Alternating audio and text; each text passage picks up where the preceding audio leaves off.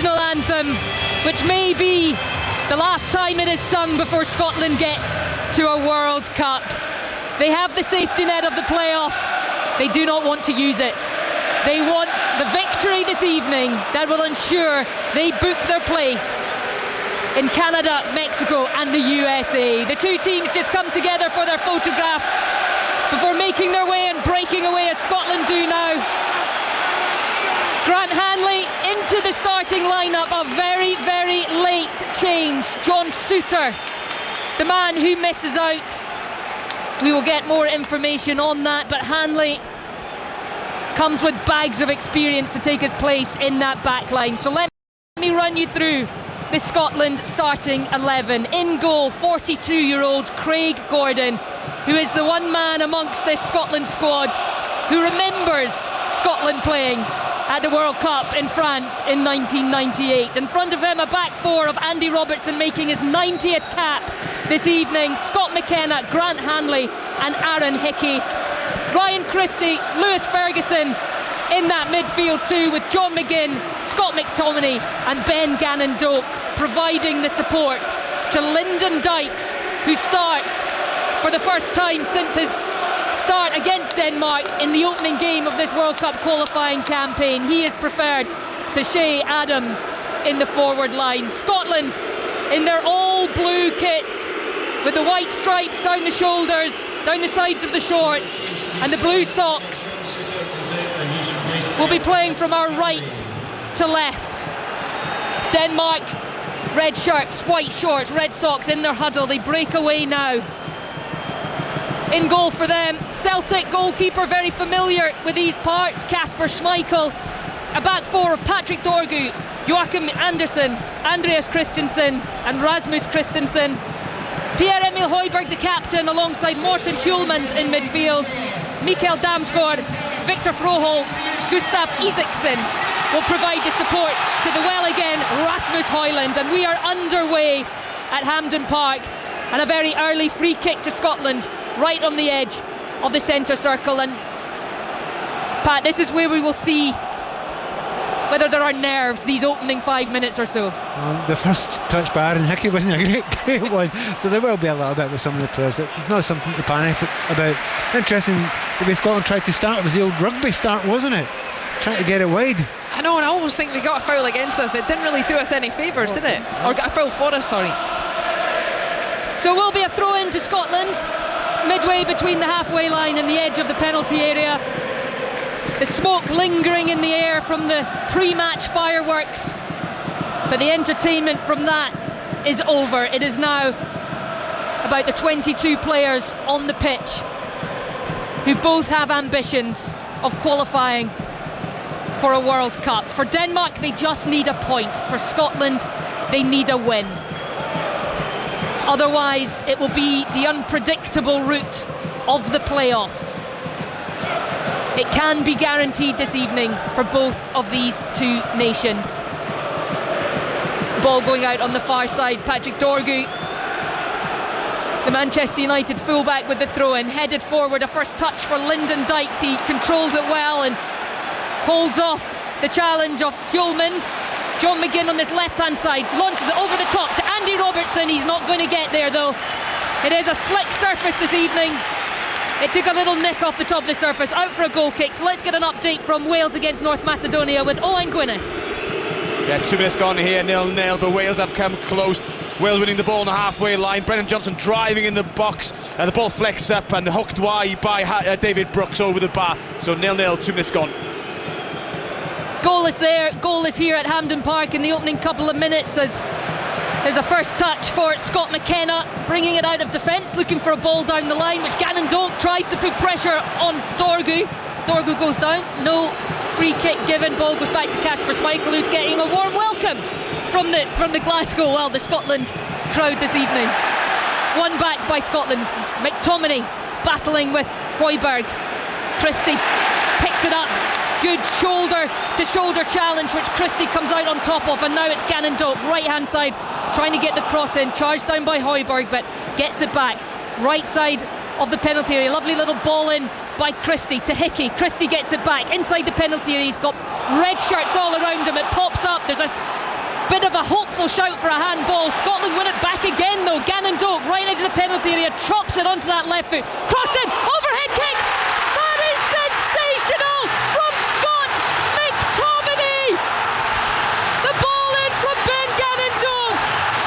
The roar around Hampden Park as Scott McTominay with a sensational overhead kick flies into the bottom right hand corner. He has come over to the crowd. He is gesturing to the crowd. He is celebrating. And Steve Clark is telling him to calm down. But Pat Nevin, what a goal! Yeah, good luck coming down after that. Well, what an incredible start, but what an incredible goal. You're talking Cristiano Ronaldo. I mean, Gareth Bale in the past as well. What a phenomenal. He has been amazing for Scotland. But the way Scotland pressed really high there, they wanted a good start. I was saying, please don't start slowly or badly. Well, listen to that one, haven't they? Wow, what a goal.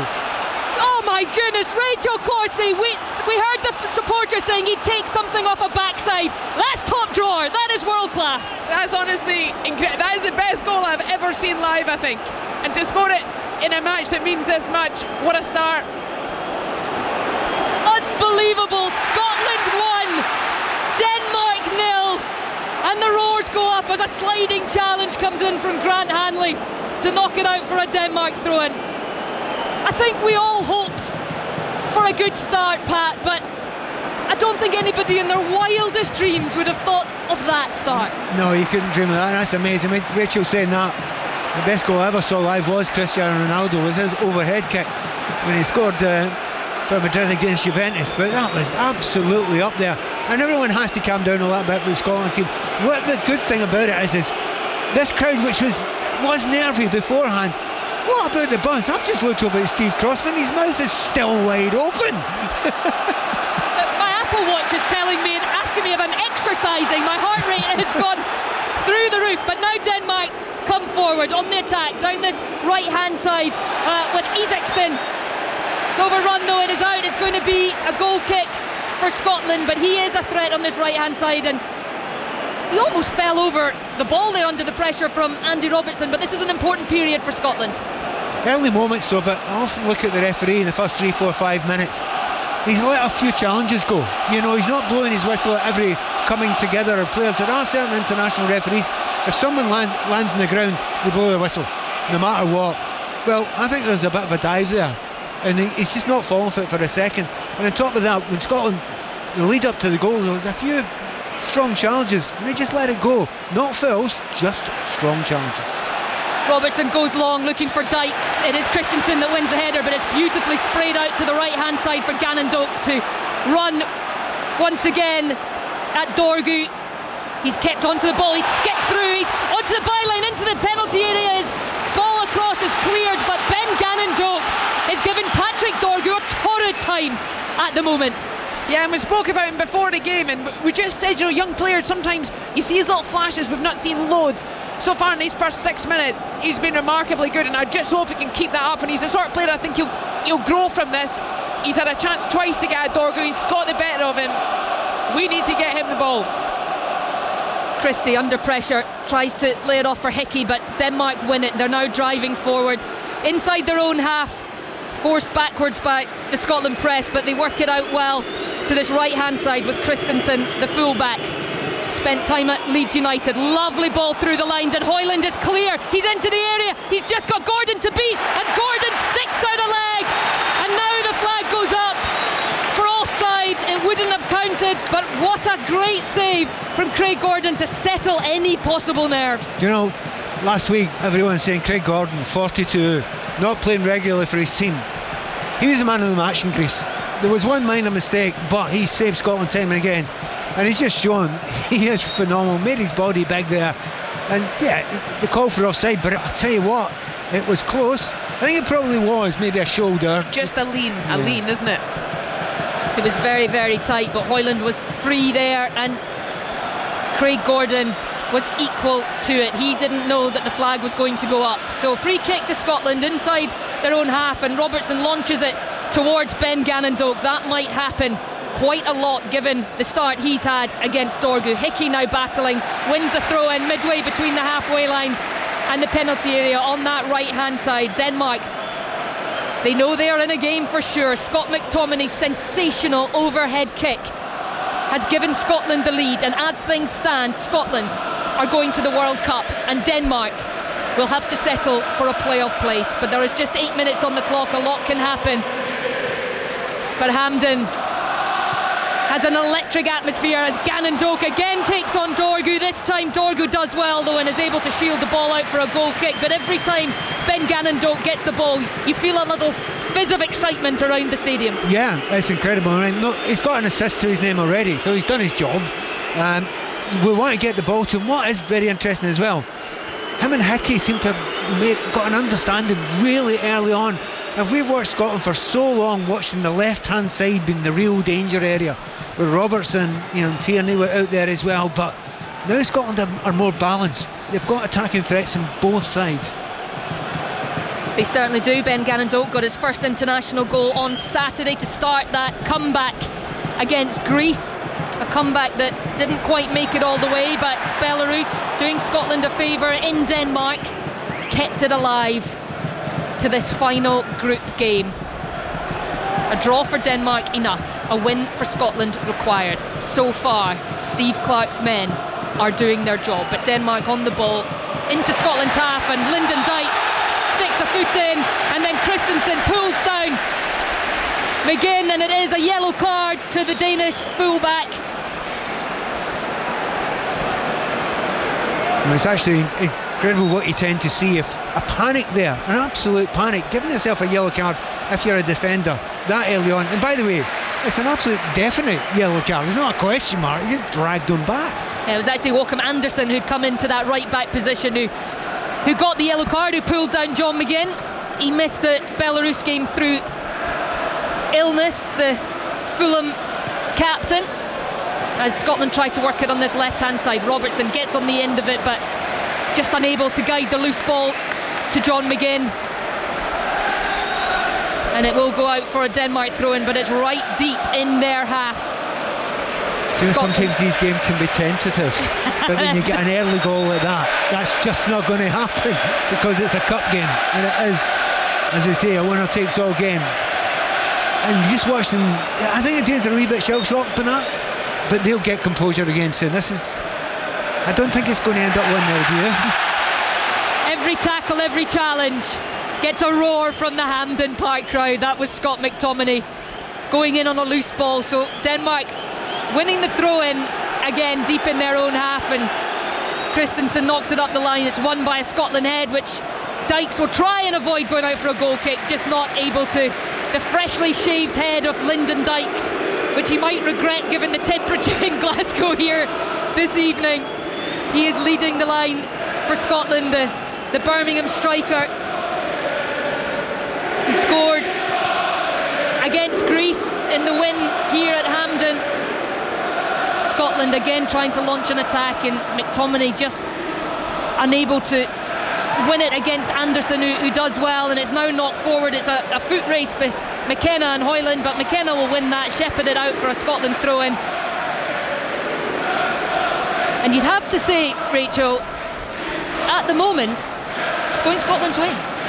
Yeah, it is, and I did feel it would be important to try and spend spells in their half and early on in the game, because you want to try and make them feel the weight of the fans, which is what they can feel. The other thing, I think a lot of their best players, they like it nice and technical, and if we give them the opportunity, they'll be very good. What we're very good at, though, is being very competitive, getting stuck in, flying into tackles, making it a little difficult even though at times we're maybe giving away throw-ins, it's lively and busy and pinball and difficult to get your foot in the ball, and I think that suits us for now a bit more than it does them. Yes, Denmark certainly do have dangerous players, but so far they have not been able to impact the game. It has been Scotland who have enjoyed the opening 12 minutes of this encounter and have put themselves ahead through a wonder goal from Scott McTominay. We always look upon it from Scotland point of view, understandably, but for the Danes, obviously they need to attack now, but what a nightmare if they do that too much and Scotland break and score another goal. So they have to be really intelligent, really sensible about this at this point in time. It was interesting, Oliver Norgard, the Arsenal midfielder, speaking after the Belarus game, talking about how there was a fear of losing the game as Ben Gannon-Doak skips past Patrick Dorgu again, but Christensen is there to just knock it back to Schmeichel, who gets that rather familiar chorus of boos around the stadium.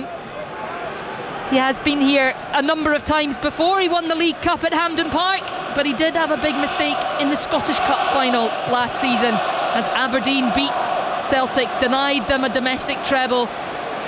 Scotland fans will no doubt want to remind him of that as the evening goes on. Ball comes in to this right hand side. Everson trying to get it on his left foot, drops it back. The shot from outside the area from Pierre-Emile Højbjerg goes flying over Craig Gordon's bar, harmlessly away. And Denmark at the moment, like you say, Pat, they look a little bit shell-shocked. They look like they're struggling, and you can see Højbjerg trying to direct the players, trying to instill some sort of calmness back into the side, because we know this is a very, very good team. One of the things that beforehand, I was delighted to see Christian Eriksen not playing, because he can control games and do that. They've not shown any player so far that's able to do that for the team. Where it is, early moments, Rachel's right, you want to keep that, sharpness about the game. Hampden Park's a big pitch. It's going to be hard to do that for 90 minutes, so there are going to be periods where you're going to have to dig in and hold and maybe defend a little bit as well. Just one player, the battle between Dorgu and Gannon-Doak is absolutely brilliant so far. Dorgu's flying forward whenever he can. I think he just doesn't want Mark Gannon-Doak if he can possibly help it, but Gannon-Doak's not having to stay back, which is chase him back as much, so that's a brave thing for Stevie Clarke to ask him to do. Yeah, Patrick Dorgu, he's been in and out a little bit in terms of the national team, as he has at club level as well, but the injury to Mila has given him an opportunity to get some game time, and he's got the plaudits from his manager. Now a chance for Mikkel Damsgaard, and there's lots of space on that right hand side, Denmark's left hand side for Dorgu, who's got the overlap from Højlund. Ball across, and it was flashed across the face of goal, and there wasn't a red shirt there to knock it past Craig Gordon. What an opportunity, still alive through Everson. Cross comes in, the header from Højlund, and it's bobbled around and into the hands of Craig Gordon. Højlund is in a heap on the ground, but that's a flash from Denmark. Do you mention just seconds ago about Dorgu, the fact that Gannon-Doak isn't chasing him back there?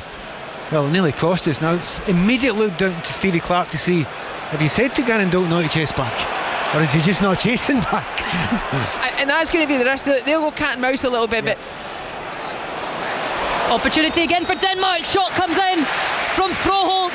It's taken a deflection. A great block from McKenna as it flew over the top of the crossbar, but off the Scotland centre half. So a corner for Denmark, and he is a real danger man, Victor Froholt, the 19-year-old. A lot of clubs watching him. Made a €20 million move in the summer to Porto, where he's already scored twice this season. The youngster, corner comes in, left-footed, but doesn't get past Andy Robertson at the front post. It has fallen though to Dorgu, who's now got Damsgaard on this right-hand side. Lovely little pass in, and the turn, but it's blocked. Scotland players all around Froholt. He wasn't able to get a clean shot away or find a player. And it was Lyndon Dykes who was all the way back there doing the defensive duties. Gannon-Doak trying to flip past Dorgu again, but stands firm this time, the fullback, and Denmark back on the ball, and they've begun to get a little bit of a foothold in this game. Damsgaard's got Dorgu outside him, level with the left-hand edge of the penalty area. Damsgaard again, back to Højbjerg.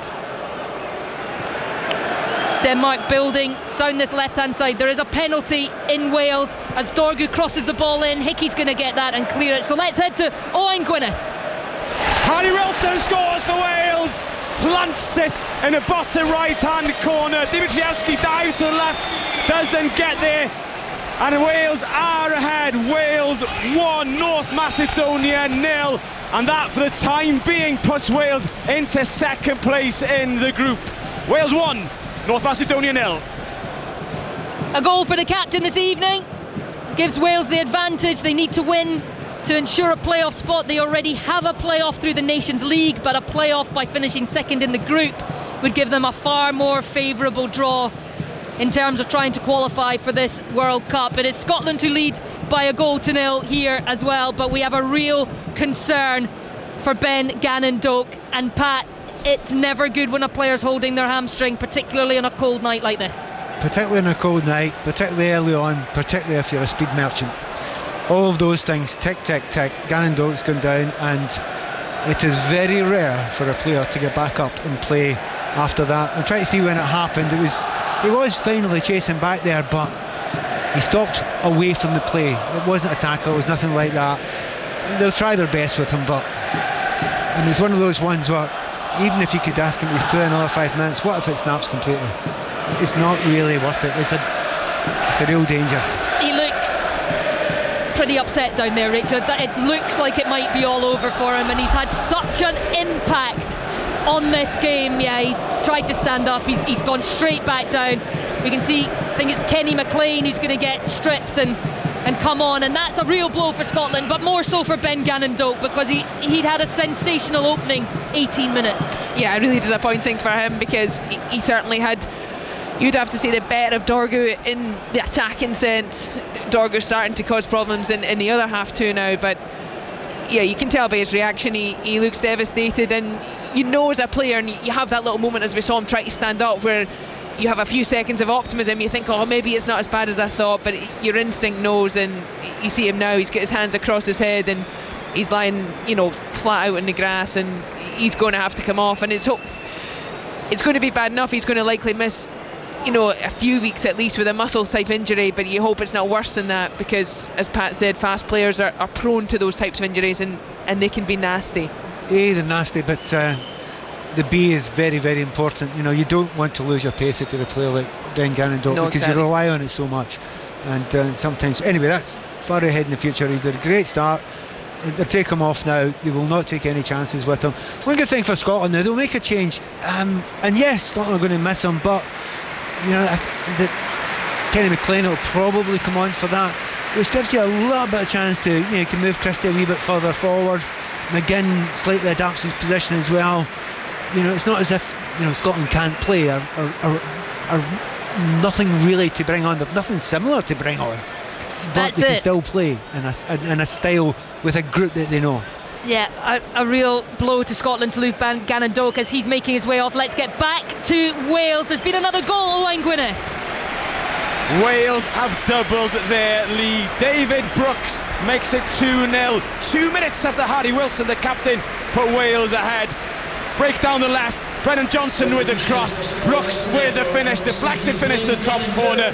Wales now 2-0 up and in complete control here at the Cardiff City Stadium. So Wales in complete control. Scotland, they have their noses in front. Scott McTominay with a quite sensational overhead kick. Watch it back. The game is being broadcast on the BBC Scotland channel, on BBC Two, on the iPlayer, online as well. So you'll be able to see that goal in all its glory as Kenny McLean comes on the field of play, the Norwich captain, to replace Ben Gannon-Doak. And it's not like for like as Denmark come forward to Isaacson on this right hand side, trying to take on Andy Robertson, gets it back onto his left foot, drops it for Christensen, ball in, headed clear by McKenna. Dorgu will look to pick that up, and it's now Ryan Christie who's going over to press the Danish left back. Does well, Christie, stops him momentarily in his tracks, but Denmark keep hold of position. Christensen gets the little 1-2 with Hjulmand. Denmark recycling the ball deep and looking to build from the back. Hoyland, out to Isaacson, now into the penalty area, trying to cut it onto that right foot, but across comes Scott McKenna to block the cross. It falls to Danish feet just outside the area, lofted in, it's fallen to the back post, and Denmark are level, and it is Rasmus Hoyland, but it's a free kick to Scotland. There was a push in the back from the Napoli striker, and Scotland get the free kick. His hands are on his head. Correct call, Pat Niven? I'd say nudge more than push. There wasn't a huge amount to it there, and the referee was quite quick to it. The way I think his Hickey moved forward, I think Scotland got very, very lucky there.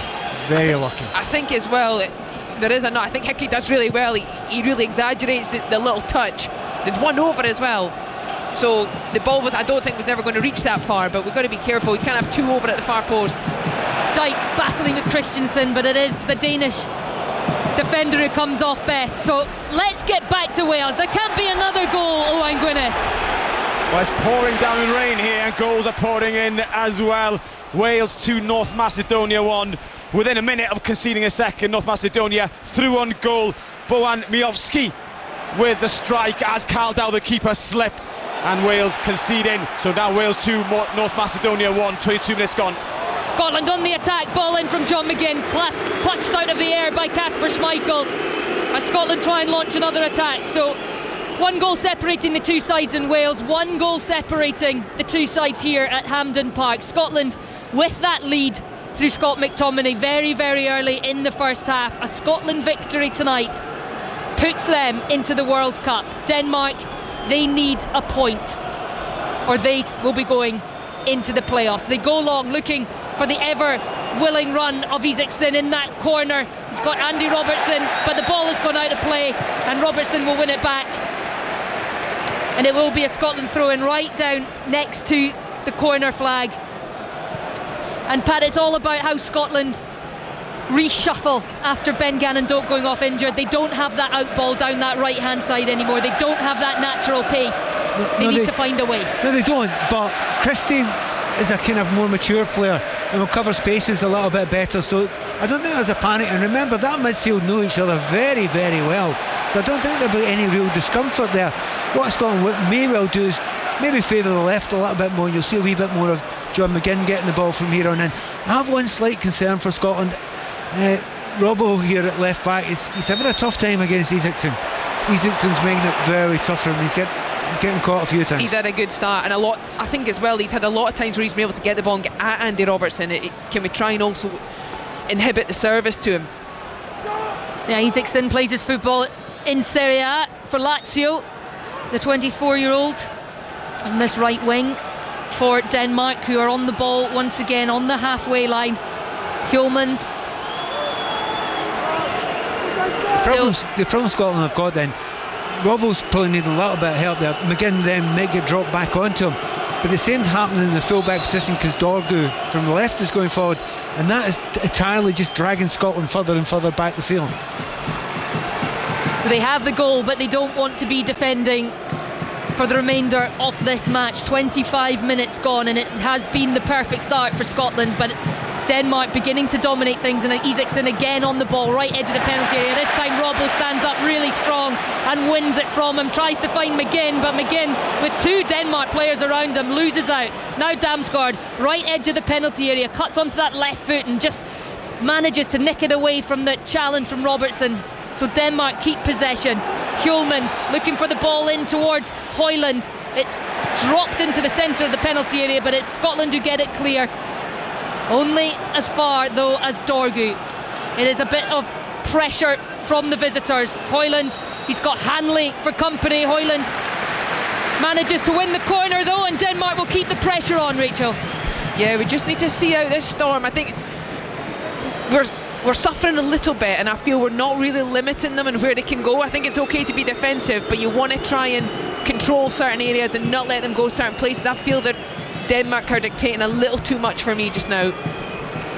They have certainly settled into this game after the early shock as the corner comes in. Front post, Robertson I think it was, got a flick on at the front post, and it went right across the face of Craig Gordon's goal. Nobody there to knock it in, and it will be a Denmark throw-in on the side nearest to us. Or has it gone off? It went off for a corner, so it will be another corner for Denmark.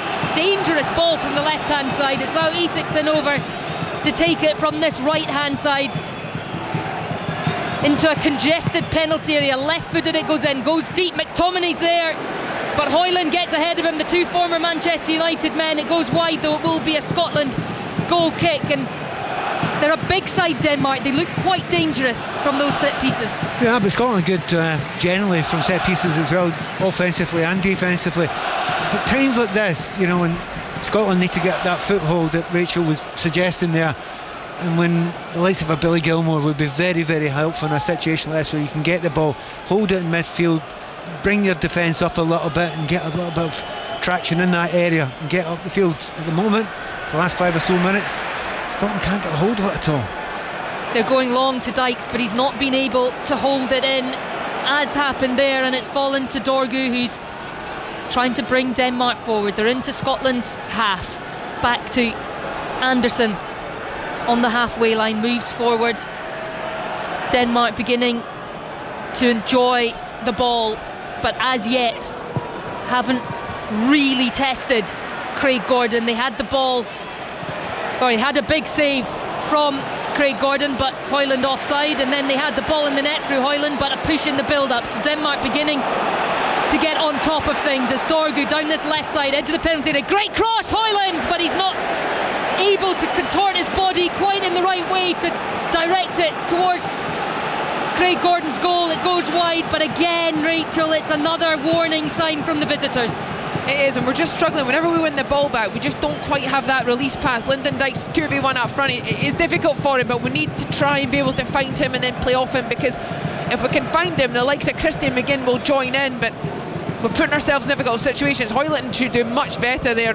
Again, I can't quite get back around goal side. Hanley's a little too near the front post, and wicked delivery.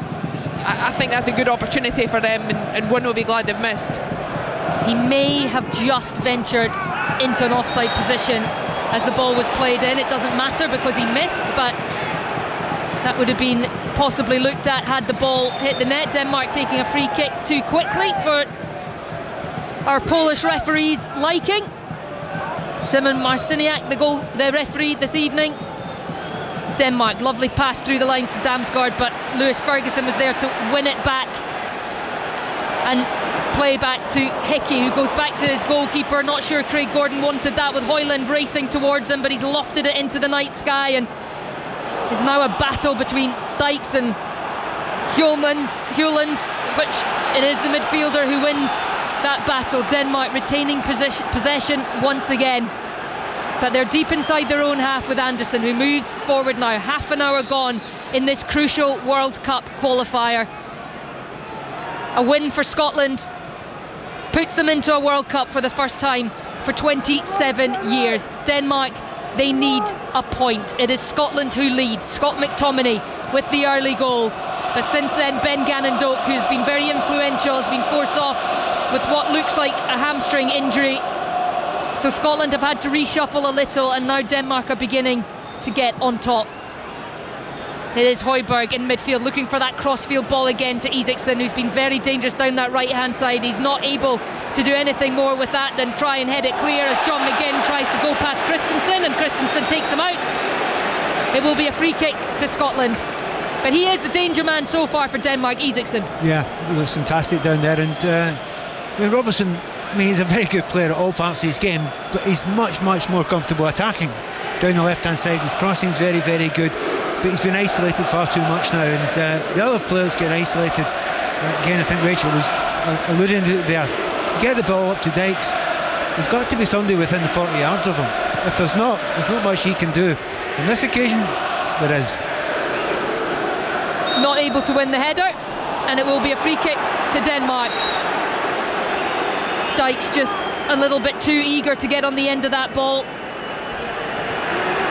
and it's been a frustrating night for him up there on his own so far this evening. He's not really been able to do much with the service that he's been given. He's had two players around him and two very experienced defenders, and Joachim Andersen and the Barcelona centre half Anders Christensen. Denmark with Mikael Damsgaard, sliding challenge from Kenny McLean, the substitute, wins the ball back for Scotland, and now an opportunity for McTominay to try and skip clear, but he wins a free kick.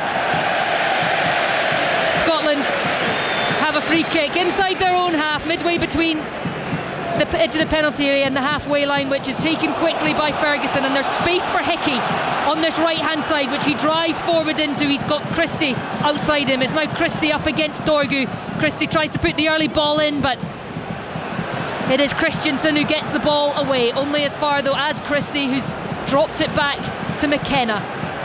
Robertson on the halfway line. McTominay just outside, looking for options.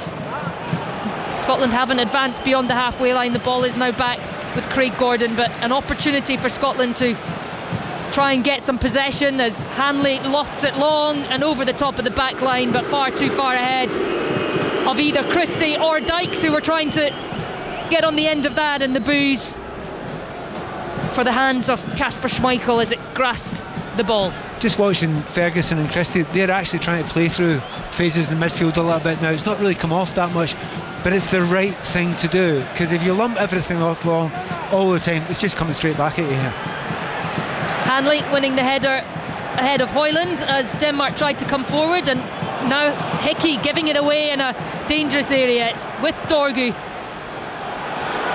and now he's got Hoyland, who takes a big effort, a big strike I should say, from 25-30 yards, and it flies over Craig Gordon's bar. And don't mind a long range effort, but that one was nowhere near it. It's more at home at Murrayfield than Hampden Park, that one, miles over the top. But we've seen that before the game, a lot of people smashing the ball over the top, from the the practice shots. So a little bit of overexcitement there, but still at this point in time Scotland have kind of eased it a little bit, but there's no doubt that in terms of possession and danger at the moment, the danger are a long way ahead these last 15 minutes or so. Ball forward, cut out by McLean, but it's fallen once again to Danish feet. I tell you, one thing we never saw in the warm-up was a goal like McTominay scored, the overhead kick. But it is now Denmark coming forward, trying to get themselves level. Ball in from Damsgaard, it's headed clear though at the back post by Scotland Head, and McGinn now gets away. He's got Robertson outside him, but very few options for Robertson. He goes down the line looking for Dykes. It's a foot race between Dykes and Christensen, and Dykes does really well, but he's going to give away the free kick for that. I thought he got his body in the way of the man and ball.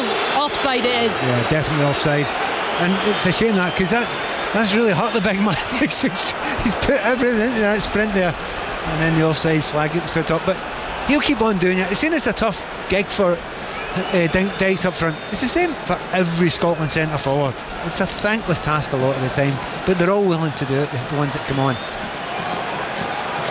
Lyndon Dykes preferred to Che Adams this evening. Adams has been an ever-present, but Dykes gets his opportunity against Denmark. They started together in the first qualifying group match, Dykes and Adams. That was against Denmark, a 0-0 draw that set Scotland's qualifying campaign off to a very decent start. A draw not enough for them this evening though. They need to win to ensure their place at the World Cup, and so far they have the goal that has given them that opportunity, as John McGinn skips past Christensen looking for the run of Christie, but Anders Christensen is back to cut it out before it reaches the Bournemouth player's feet. Great run and drive from John McGinn. We saw him doing it against Greece on Saturday in that second half, in that comeback. When he starts driving the team forward, Scotland start moving further up the pitch. Right, let's head back to Wales. There's been another goal. Owen Gwyneth. Yeah, a much needed goal as well. Wales 3, North Macedonia 1. 36 minutes gone. Brennan Johnson cutting in from the left onto his right foot and smashes into top corner, deflected into the top corner. Minutes earlier, Nico Williams hit the post after a great save from Dimitrievski.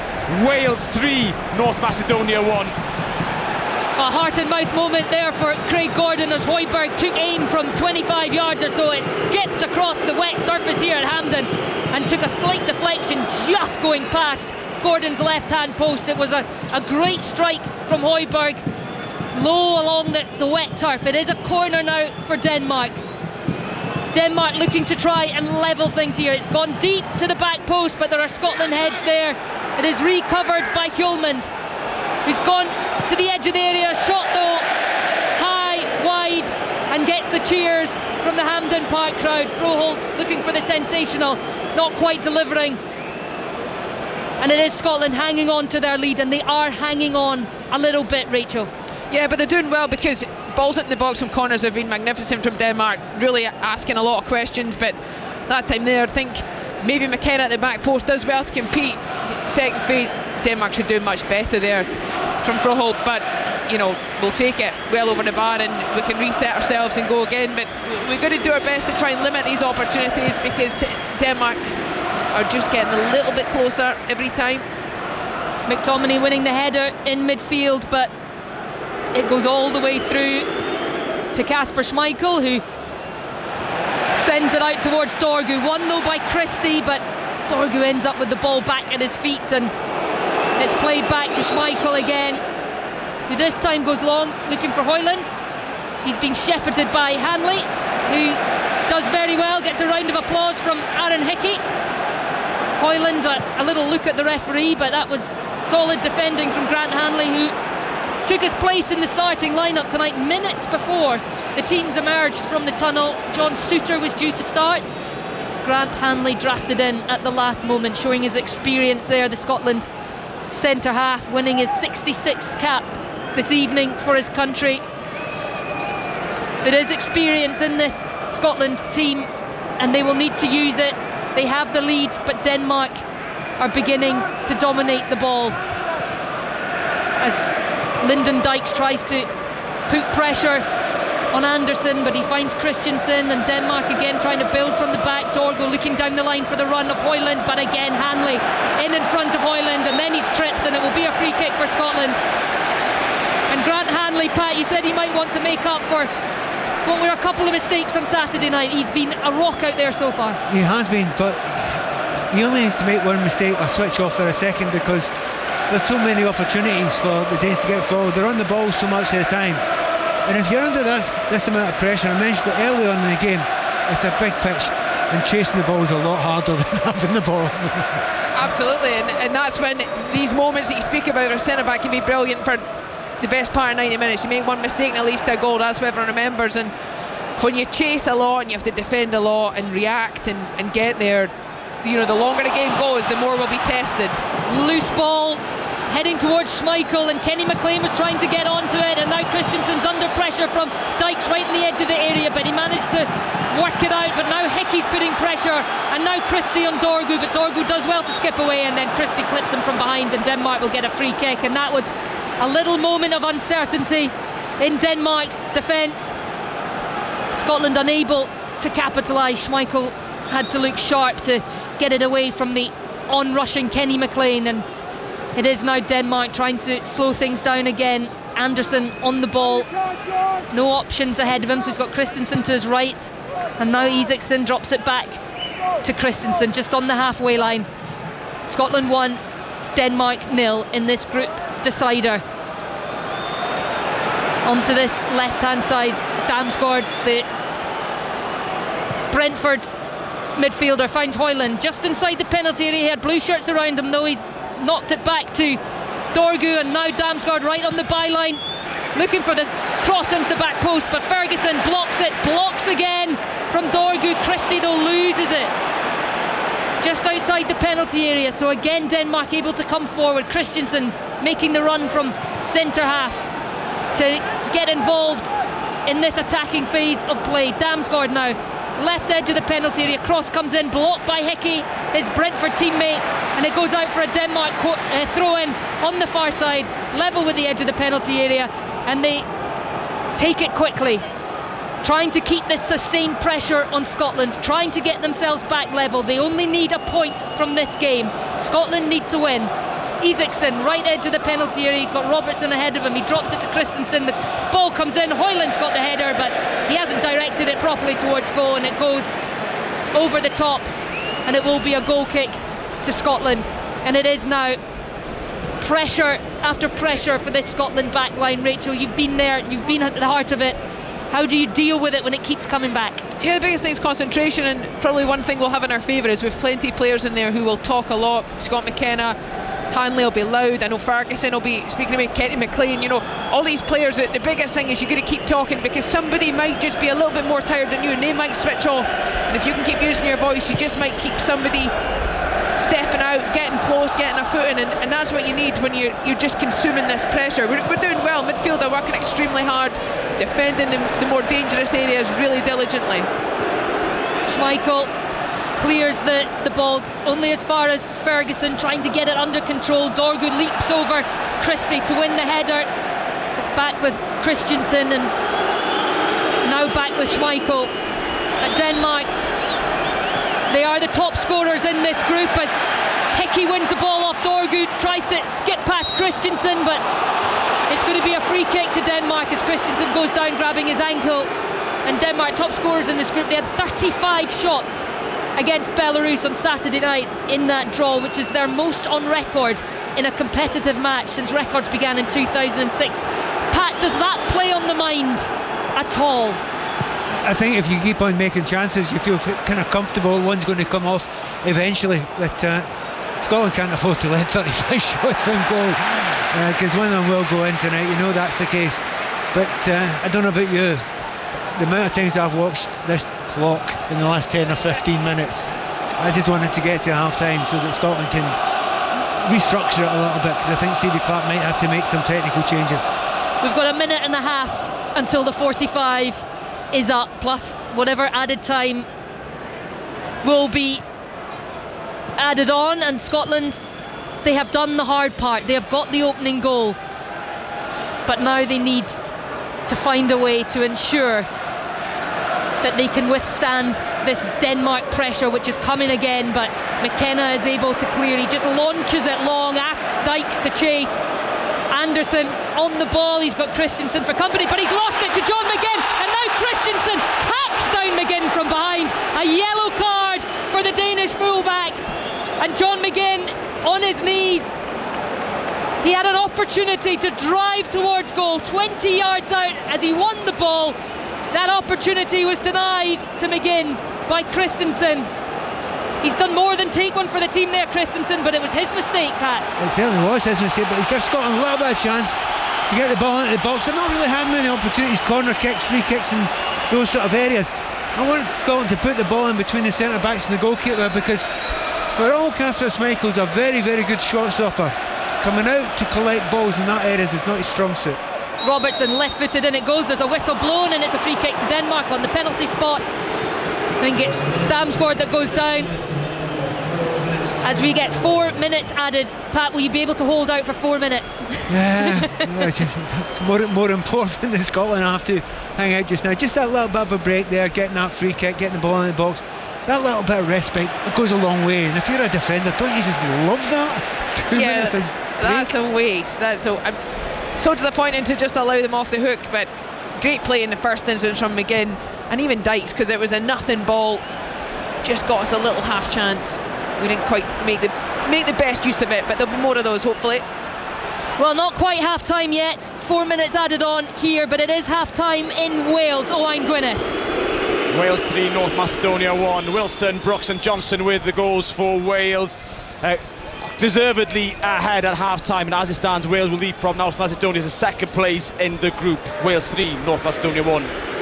It's going well for Wales as they look to ensure that playoff place. Scotland also doing what they need to do at the moment. They have themselves in front, but Denmark have dominated large spells of this first half, and they are on the ball with their captain Højbjerg just crossing the halfway line. He's got Dorgu as ever on that left hand side, ball going in. Hickey blocks it though on the edge of the penalty area, and now it will go out for a Denmark throw in, which Dorgu will take quickly to Højbjerg. Gets it back, the fullback, who's been a willing runner down that left hand side, very much enjoying the fact that he doesn't have to deal with Ben Gannon Doak anymore. The Scotland winger forced off with a hamstring injury. Isaacson looking to cross, it hits McTominay, falls back though to the winger's feet. This time he drops it to Anderson. Christensen outside him, and now back with Isaacson. Lovely ball inside to Anderson, who's continued his run, looked for the return to Isaacson, but Robertson does really well. Now Scotland with John McGinn, a chance to perhaps run down this line. He's not got so much support. McGinn, he goes down. 2 Denmark players around him, and the referee tells him to get up as Denmark stay in possession of the ball. Dorgu again, left side, Hoyland alongside him, and Hoyland does win the free kick under the challenge of Scott McTominay. Denmark again take it quickly, keeping the pressure on. Christensen, right hand side, Isaacson driving towards the penalty area, takes a nick off Robertson, stays at Isaacson's feet, he cuts onto his left side, Robertson slips, looking for an option, he drops it to the edge of the penalty area, the shot comes in from Christensen and it's taken a deflection. It will be another corner, and Scotland have got around a minute and a half to hold out before the half-time whistle will blow. Denmark with another corner, and it is relentless pressure. And dangerous crosses too from these corners. As one comes in now, but it is a Scotland head that gets on it. I think it was Hickey, and now he's headed it clear again. There is not a single blue shirt though outside of Scotland's penalty area, so Denmark will come again, as they do, through Dorgu. Scotland roaring their team, trying to get them to half-time without conceding a goal, with maintaining this lead as Scott McTominay is taken down. I think he played for that one a little bit. He did well, Scott McTominay. He attracted the free kick and got Scotland some possession. How delicately put. Yeah, he left his legs there as he went past, because he knew there was no one in front of him. He was running into space, but he had red shirts and nothing else in front of him there, and you just need that sometimes to. And by the way, the referees maybe bought that one slightly. I have to say I like this referee today. He's allowed the game to play. He's a bit old school, and it's fine, because the players, when they know that's the case, they just got on with the game. And Scotland need that, because physicality is a big part of Scotland's game. They need to be able to use it. Dykes not able to win the high ball, but there is the half-time whistle. The roar around Hampden Park is because Scotland are doing what they need to do. They know they need to win, and so far they are doing just that, and it came in the most sensational fashion. An overhead kick, a thing of absolute beauty, world class from Scott McTominay, and that is the difference between the two sides. And Denmark, they have dominated that first half, Pat Nevin, but it is Scotland who are doing what they need to do, and Steve Clarke, he will be happy in some regards. There is still work to do though. You know, all the phrases like you've got to win ugly sometimes come to mind, and sometimes you do that, and Scotland have been good at doing that, or drawing ugly sometimes in the past as well. And they're going to, it's been a rear guard action for 25-30 minutes or whatever. There will be a narrative, I think, that it's because Ben Gannon went off. I think it had actually started before that. I think it had been 5 minutes before he went down injured that Scotland were under a little bit of pressure. But used to that, it's part of the game, have to live with it, have to deal with it. A lot of big questions got to be asked between now and the end of this game. We don't know what's going to happen. See Craig Gordon just making his way up the tunnel. He's not been hugely tested. He did make one great save against Hoyland, but Hoyland was offside. The ball was in the net, but Hoyland, a little push as he went to header at the back post. And other than those two moments that wouldn't have counted anyway, Craig Gordon's not really been hugely tested, albeit there's been a lot of defensive work in front of him, particularly from set pieces. Yeah, there absolutely has been, and I feel we have dealt with crosses very well on the whole. There's been a few moments, there's been a free runner, and Denmark haven't quite found the right ball in the right moment, which concerns me a little bit. But otherwise, you have to say we've limited them to good chances. Most, you know, they've had 10 shots, 0 on target, because those two obviously were ruled out for fouls before it got that far. But most have been from outside the box, and they've gone way over the bar, not really been of that much danger. But you'd imagine if we allow them to continue in this rhythm, almost 80% of the ball for most of, certainly the second part of that first half, they're going to create something. So we have to continue to be switched on. But also I think they can do a little better in breaking pressure and releasing that first ball and trying to just hold on to it a little longer. Well, at Hampden Park, under the lights on a cold, drizzly night in Glasgow, Scotland, as things stand, are at the World Cup. At half-time, it is Scotland 1, Denmark 0. Hey Ailey, how does it feel to have just done a goal commentary that people will probably play for 50 years? Oh, I hope it was good. It was brilliant. It was spot on. It was perfect. What a goal. I mean, Rachel Corsie, hang time. Steve, Scott McTominay scored that goal and he came running over to our side of the stand. He was pointing up. I thought for a minute he was looking for you after you were slagging him in the warm-up. Yeah, fair. I mean, honestly, you made the Cristiano Ronaldo comparison, which is perfect because, well, I think you both did, didn't you? But anyway, it was the hang time, wasn't it? He was up there forever. He might still be there. Do you know the odd thing about it is, before he actually jumped, you think he's going to try it. You could see him winding up, you yeah. see him winding up. You're thinking, please don't. Hey, you and me both. That's never going to. Oh, one of those classic ones. Don't do it. Oh, well, good. That'll do. See if you freeze frame that. We've just seen a few replays. We will see many, many more. The height he actually gets, he's put up there, is fantastic. The timing is absolutely brilliant as well. But just the fact that he's got the belief and the confidence to do it because of what he's become over the last little while. And all the accolades he got last season, he's been showing it for Scotland for a long time. Now he's showing it here. And as I said to you before the game, Manchester United fans were saying, why didn't he do it at Manchester United so often? Because you didn't play him there. I mean, I'll tell you what it reminded me of, Ailey. It reminded me a little bit of Jude Bellingham's goal for England against Slovakia in the last minute of the Euros. Change the subject. You're talking about the wrong country. Can't talk about that here. Hold on. Tumbleweed. This was better. I Genuinely. mean, obviously, Bellingham's goal had a huge impact as well, and I think when it's the time that it was at, and it was a sensational goal. But this is the biggest game, arguably, that any of these players have played in for their country. Yes, they've qualified for a European Championships and they've qualified for major tournaments under Steve Clarke, but this is the World Cup. To do that at that moment in a game like this, with the pressure, the magnitude, none of that is lost on these players as to what they are doing here this evening. And he's pulled that out the bag. It was sensational. And I almost don't want to talk about anything else, but there is still a game for Scotland to win. And I kind of think what sums that up, Pat, is the fact that the first reaction from Andy Robertson and the first reaction from Steve Clarke after they'd gone a little bit wild was the old sort of calm down, everybody calm down. Yeah, your games can go mad after times like that. Remember, it's an early goal, and as I say, Scotland, they can engender chaos when they want to. You actually don't want it at that point in time. That is the last thing you want. You want structure, you want control, you want to calm the game down a little bit, but it's hard to do when something special like that's happened. But, you know, I know why Robert was saying that. I know why Clarkey was saying that. But in actual fact, it was Scott McTominay. He'll be fine. He'll calm down. He'll get himself together. And he did precisely that afterwards. So, yeah, it's a lovely moment. And we talk about, before the game, the great and memorable goals. And that is one of the great and memorable goals. But it will be even more than that if it becomes the goal. If Scotland manage to hold out. You know, at the moment, Scotland don't look as if they're going to create a lot more. But you just never know.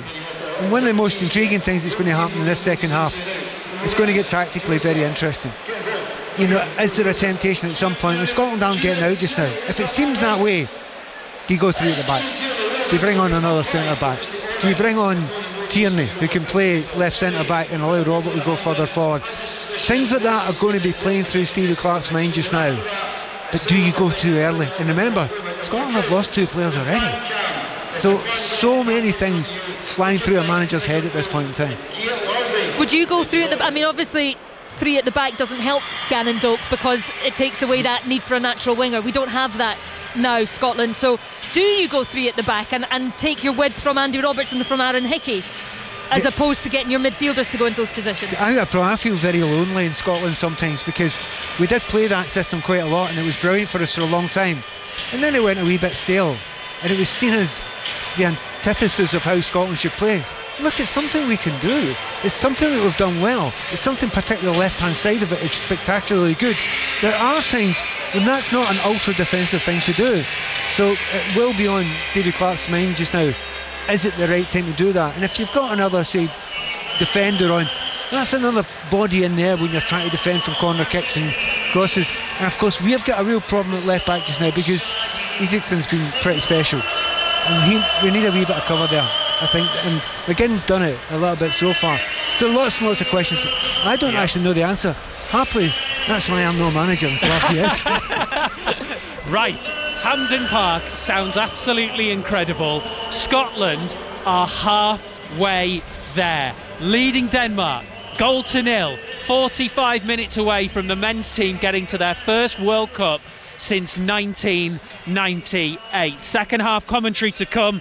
let's breathe and get the news with Lisa McCormick. The voice of the UK. This is BBC Radio 5 Live. Thanks, Steve. US politicians have overwhelmingly voted in favour of releasing the files held by the Justice Department on Jeffrey Epstein. President Trump said he supported the release after weeks of claiming it's a distraction by Democrats. Here's our North America correspondent, Nomia Iqbal. It has gone over that threshold, which means that the House has passed the Epstein Files Transparency Act. It's not over. The next step will be for the Senate to take it up. The Senate Majority Leader John Thune will decide when that will be. The Republicans control the Senate. If it passes in the Senate, it will then land on Donald Trump's desk to sign. The Chinese embassy in London has criticised what it's called malicious slander after MI5 claimed that China is targeting MPs and peers on LinkedIn. The Security Minister, Dan Jarvis, told the Commons that ministers won't tolerate covert and calculated attempts to interfere with British sovereign affairs. Donald Trump has welcomed the Saudi Crown Prince Mohammed bin Salman to the White House. That's his first visit to the US since the murder of journalist Jamal Khashoggi 7 years ago. The Crown Prince told reporters in the Oval Office that his death was a huge mistake and lessons have been learned. Key figures from the world of music, theatre and sport have welcomed the government's crackdown on the reselling of tickets for live events. Websites won't be able to sell tickets for more than their face value, although they will be allowed to add appropriate fees.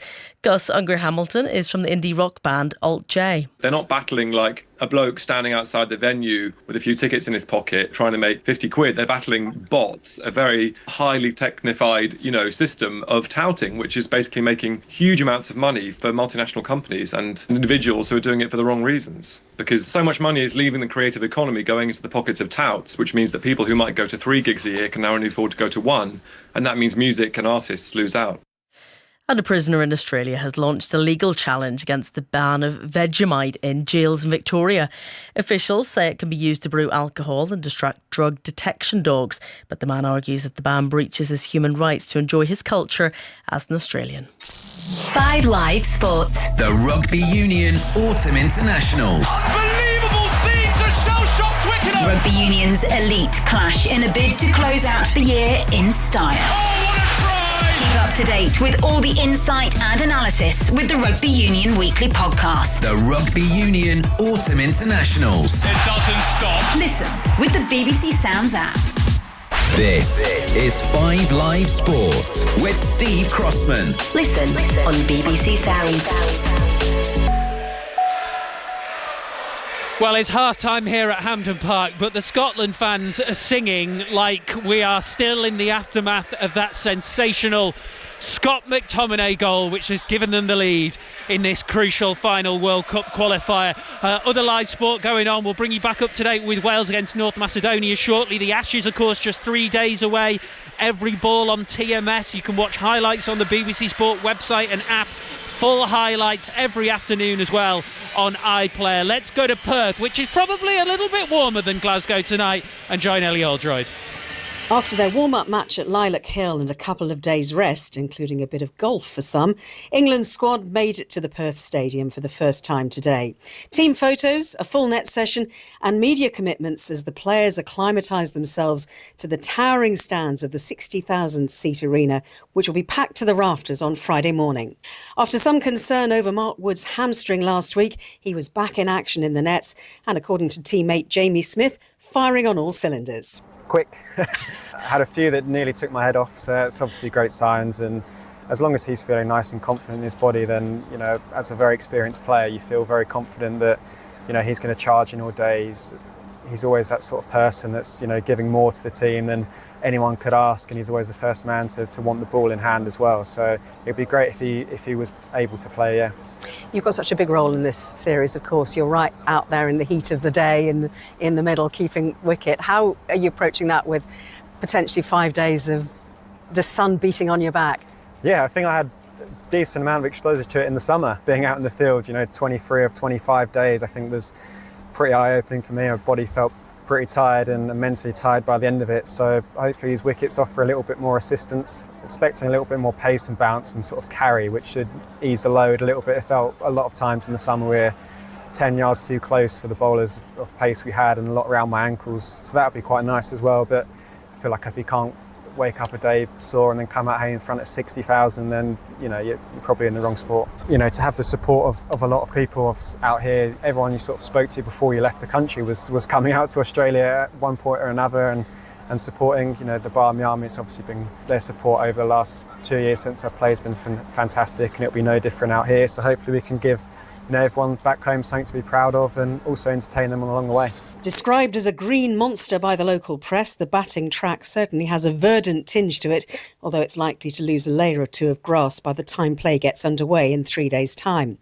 It was unexpectedly cool and rainy this morning in Perth, and the forecast for the end of the week also looks more English than Australian, with temperatures in the mid-20s and potentially more rain on day 2. What's not in doubt is that England will get a white-hot reception from the local crowd as the Ashes get underway on Friday. Just cannot wait. 2:20am Friday morning, live on 5 Sports Extra and BBC Sounds. Elsewhere, England manager Sarina Wiegman has named her 25-player squad to face China and Ghana in friendlies next month. It includes a first call-up for Freya Godfrey, striker for London City Lionesses, return of Lauren Hemp and Grace Clinton from injury. You can hear from Sarina Wiegman in the latest episode of the Women's Football Weekly. Ben Haynes sitting down with a 1-to-1 and also reacting on her latest England squad. Norwich have appointed former Rangers boss Philippe Clement on a 3.5-year deal. He's their new manager. In rugby union, Jamie George, Tom Roebuck and Ollie Lawrence are all going to miss England's final autumn international against Argentina on Sunday. They all picked up injuries in England's victory over New Zealand. Commentary of England-Argentina on 5 Sports Extra this Sunday from 4 o'clock. We are underway in the second half of Wales-North Macedonia. Owen Gwynedd. Yeah, still Wales 3, North Macedonia 1. 3 minutes gone in the second half here in Cardiff. The fight for second spot in Group J and a home playoff spot, the prize for Wales. Wilson, Brooks and Johnson with the goals for Wales. Miovski for the visitors. Currently 3-1 with 4 minutes gone in the second period. Here at Hampden Park, Rachel Corsie, it was only a matter of time before Boogie Woogie was on, wasn't it? Let's be honest. Yes, and please don't ask me the words. I do know them. I'm not giving you a rendition. I know those two. That's about it. We've had some Biffy Clyro blasting out as well. It's just felt like a real Scottish national night so far. Not just about football, far beyond that. They have 45 more minutes to go. Pat Nevin, there were times in that first half after Gannon Doak went off with the injury where Scotland were defending like it was the 92nd minute. And it's easy for me to say, they're a bit too deep here. It's very hard for them to get out at times. They need to find a way to do that. Exactly, and it's a very simple thing to say, but we tried to do the right things to play through the midfield, but not able to do it. And then eventually you're desperate to hold on to it, so you're too far away from your striker, and then you're hitting the ball up to him, and it's very hard for him to hold on to the ball and for those players to get level with him. This little bit of a break here for 15 minutes, and get the batteries recharged for a while. But watch after 60-65 minutes. I think Stevie Clark will have to make some adaptations. There's a little lad just behind us here in the stand who I was standing right beneath him when the national anthem came on, and there was a tear in his eye, and that was before the game. It's been an incredible evening so far for Scotland. We're ready for the second half. Hold your breath, swing your saltire, Scotland fans. 45 minutes to go. Ailey.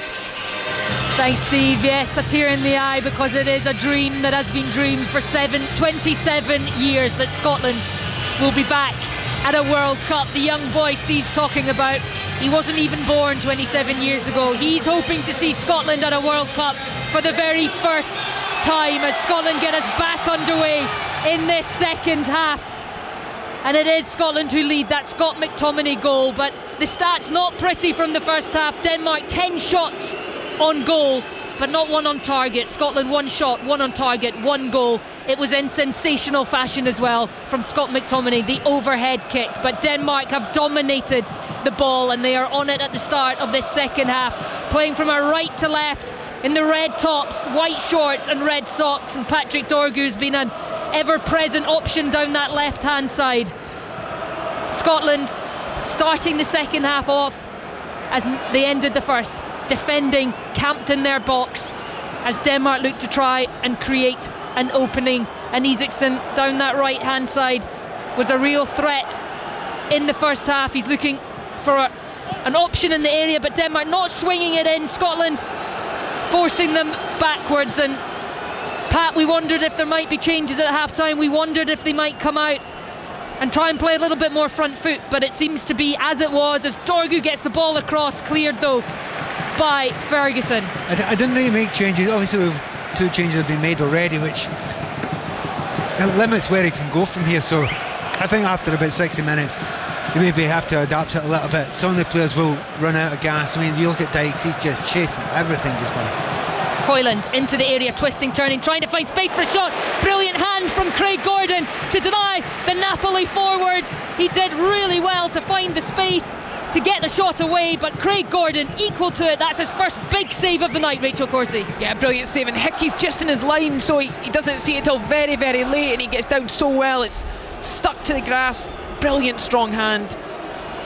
So a corner early in this second half for Denmark. Damsgaard places it in towards the penalty spot, but over the head of Anderson, and Scotland launch it clear. Andy Robertson is chasing down Dorgu, who's got the time to play it back to his goalkeeper, then flicks it over Robertson's head back to Dorgu. So let me run you through the team. Scotland with Craig Gordon in goal, a back 4 of Andy Robertson winning his 90th cap this evening, Scott McKenna, Grant Hanley and Aaron Hickey.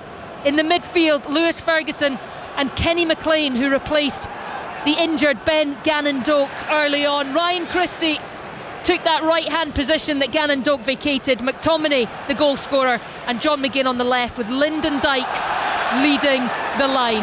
Denmark keeping the ball under pressure. Scotland supporters thought it should have been a free kick their way, but Højbjerg has time to find Hjulmand. His central midfield partner gets it back, tries to flick it forward to Eriksen, and Robertson is there to knock it out for another Denmark corner. So I'll run you through the Denmark team. Kasper Schmeichel in goal, a back 4 of Patrick Dorgu, Joachim Andersen, Andreas Christensen and Rasmus Christensen. Pierre-Emil Højbjerg the captain, and Morten Hjulmand in midfield. Damsgaard, Froholt, Eriksen, who's been very influential, they are in behind Rasmus Højlund. McTominay heads that corner away, but it will fall for Damsgaard, who flicks it back onto that right hand side, and that cross from deep gets a wave of disgust from Eriksen. It was over the top of Craig Gordon's crossbar, and it was certainly an opportunistic effort, that one. That's poor, very poor. I mean, that's not a cross, that's a shot, and a very poor one. When he's got the entire team in there, if you're a centre back, you're loving that, aren't you? Yeah, and if you're a centre back who's come up for the corner, you're absolutely furious that that's a decision he's made in that situation. It is the Denmark fans, I think we're hearing at the moment. They have started the second half positively. They've had their first real effort on goal from Højlund as Dorgu skips past Hickey, but cover from Ferguson wins it back. Scotland with the ball, poor pass from Christie. McLean not able to get on the end of it. Dorgu still up there looking for options. Pressure from Ferguson, and it goes out, and it's a Scotland throw-in down in front of us. Well, it shouldn't be a Scotland throw-in, but the referee gave it to Scotland. The referee gave it to Scotland, then let Damsgaard take the throw-in. Yeah, he's changed his mind again. He's saying it's a Scotland throw-in. The referee's indecision is final there. Doesn't know what he's doing, does he? But to be fair, I have to be fair to him. He's spawned a lot of things like a lot of referees doing. With the best will in the world, John McGinn is very good at winning fouls, sticking his backside down and rolling and going down. He's not given him one for it yet. He's just said, no, go on again. McLean launches it forward, but Dykes again just losing out to Christensen, the big tall central defender. Came through at Chelsea, now plays at Barcelona. Dorgu on this left hand side flicks it forward for Damsgaard, but he's under pressure from Ferguson, wins it back, and now Christie holds the challenges off well, but he's isolated, nowhere to go, and again Scotland lose possession on this halfway line. Also in action tonight, Wales against North Macedonia. Wales leading that one by 3-1. Wales, a victory for them this evening will ensure they get a playoff through the group phase. They already had one through the Nations League phase, but going through the group stages puts you in a more favourable pot to get a more favourable draw. So a good victory for Craig Bellamy's side as Denmark come forward again. Højlund under pressure again, just trying to create a space, drops it to Dorgu, cross comes in, there's a hand from Gordon as it flicked off a couple of bodies, And that could have really gone anywhere, and it has gone out for a Denmark throw-in just down in front of us on this left-hand side, Pat. They're calling for handball, maybe McTominay. The referee's doesn't think, was it McTominay or possibly? Anyway, the referee's waved it on. He's not interested in it at all, which Scotland can provide another side of relief. But this, Scotland are playing a 4-5, big gap, 1. And that big gap, 1, is part of the problem just now, because you're winning the ball and there's nowhere to go with it. So we're under constant pressure. Ferguson and Damsgaard just battling for the ball right on the touchline, and it's gone over the back, and the referee has awarded Denmark the corner. Lewis Ferguson furious at that decision. Damsgaard preparing to take it, but it's Ferguson who clears. Again though, there is just not a Scotland body any further forward than the edge of the penalty area, so it's going to come straight back again, and this time it's down the right. Isaacson, he's beyond Robertson, cleared to McGinn, and McGinn all on his own again, trying to win that foul that you spoke about, Pat, and the referee giving nothing. And now there is an coming together on the edge of the area as Isaacson goes down under the pressure of Andy Robertson, and the referee waves that one away as well, and I'm not sure that one was one to wave away. On the line as well, Rachel? That is one that they'll certainly look at. I think in first viewing it looked a little bit clumsy from Robertson, and it does possibly look like it's just in that far corner of the penalty box. Definitely Robertson looks quite shocked by it just now, but they've got to look at that. I mean, my first thought, that give that anywhere else, you'd give a foul there. He's not got the ball, he's on the line when they... Oh, I tell you what. Well, we have got a pause in play. I think this will be given. It looks to me like that. And it's millimetres either way, but it looks on the corner of the penalty box, right on the corner. But the ball is certainly in the box. The question for those looking at it, and we now get the confirmation that there is a potential penalty check, the question will be, are the players... Well, it's a contact in the box, that's what, it's a contact, and the contact to me, we're a long way away here, but it looks right on the line, and right on the line is a penalty, so this is very worrying moments for Scotland. We saw the very clearly worded words of Andy Robertson to the referee, that's not a foul. Well, you both think it is. I thought it was, I'll be honest with you. Not that I couldn't see he got any of the ball. He gets caught just a little bit square, the movement's good, it's sort of a little swivel. He doesn't quite get the chance to correct his foot, so he sort of blocks him. There's a coming together, there's definitely contact, sort of knee on thigh kind of situation, really. Well, they are taking their time. Yeah, taking their time to look at this one.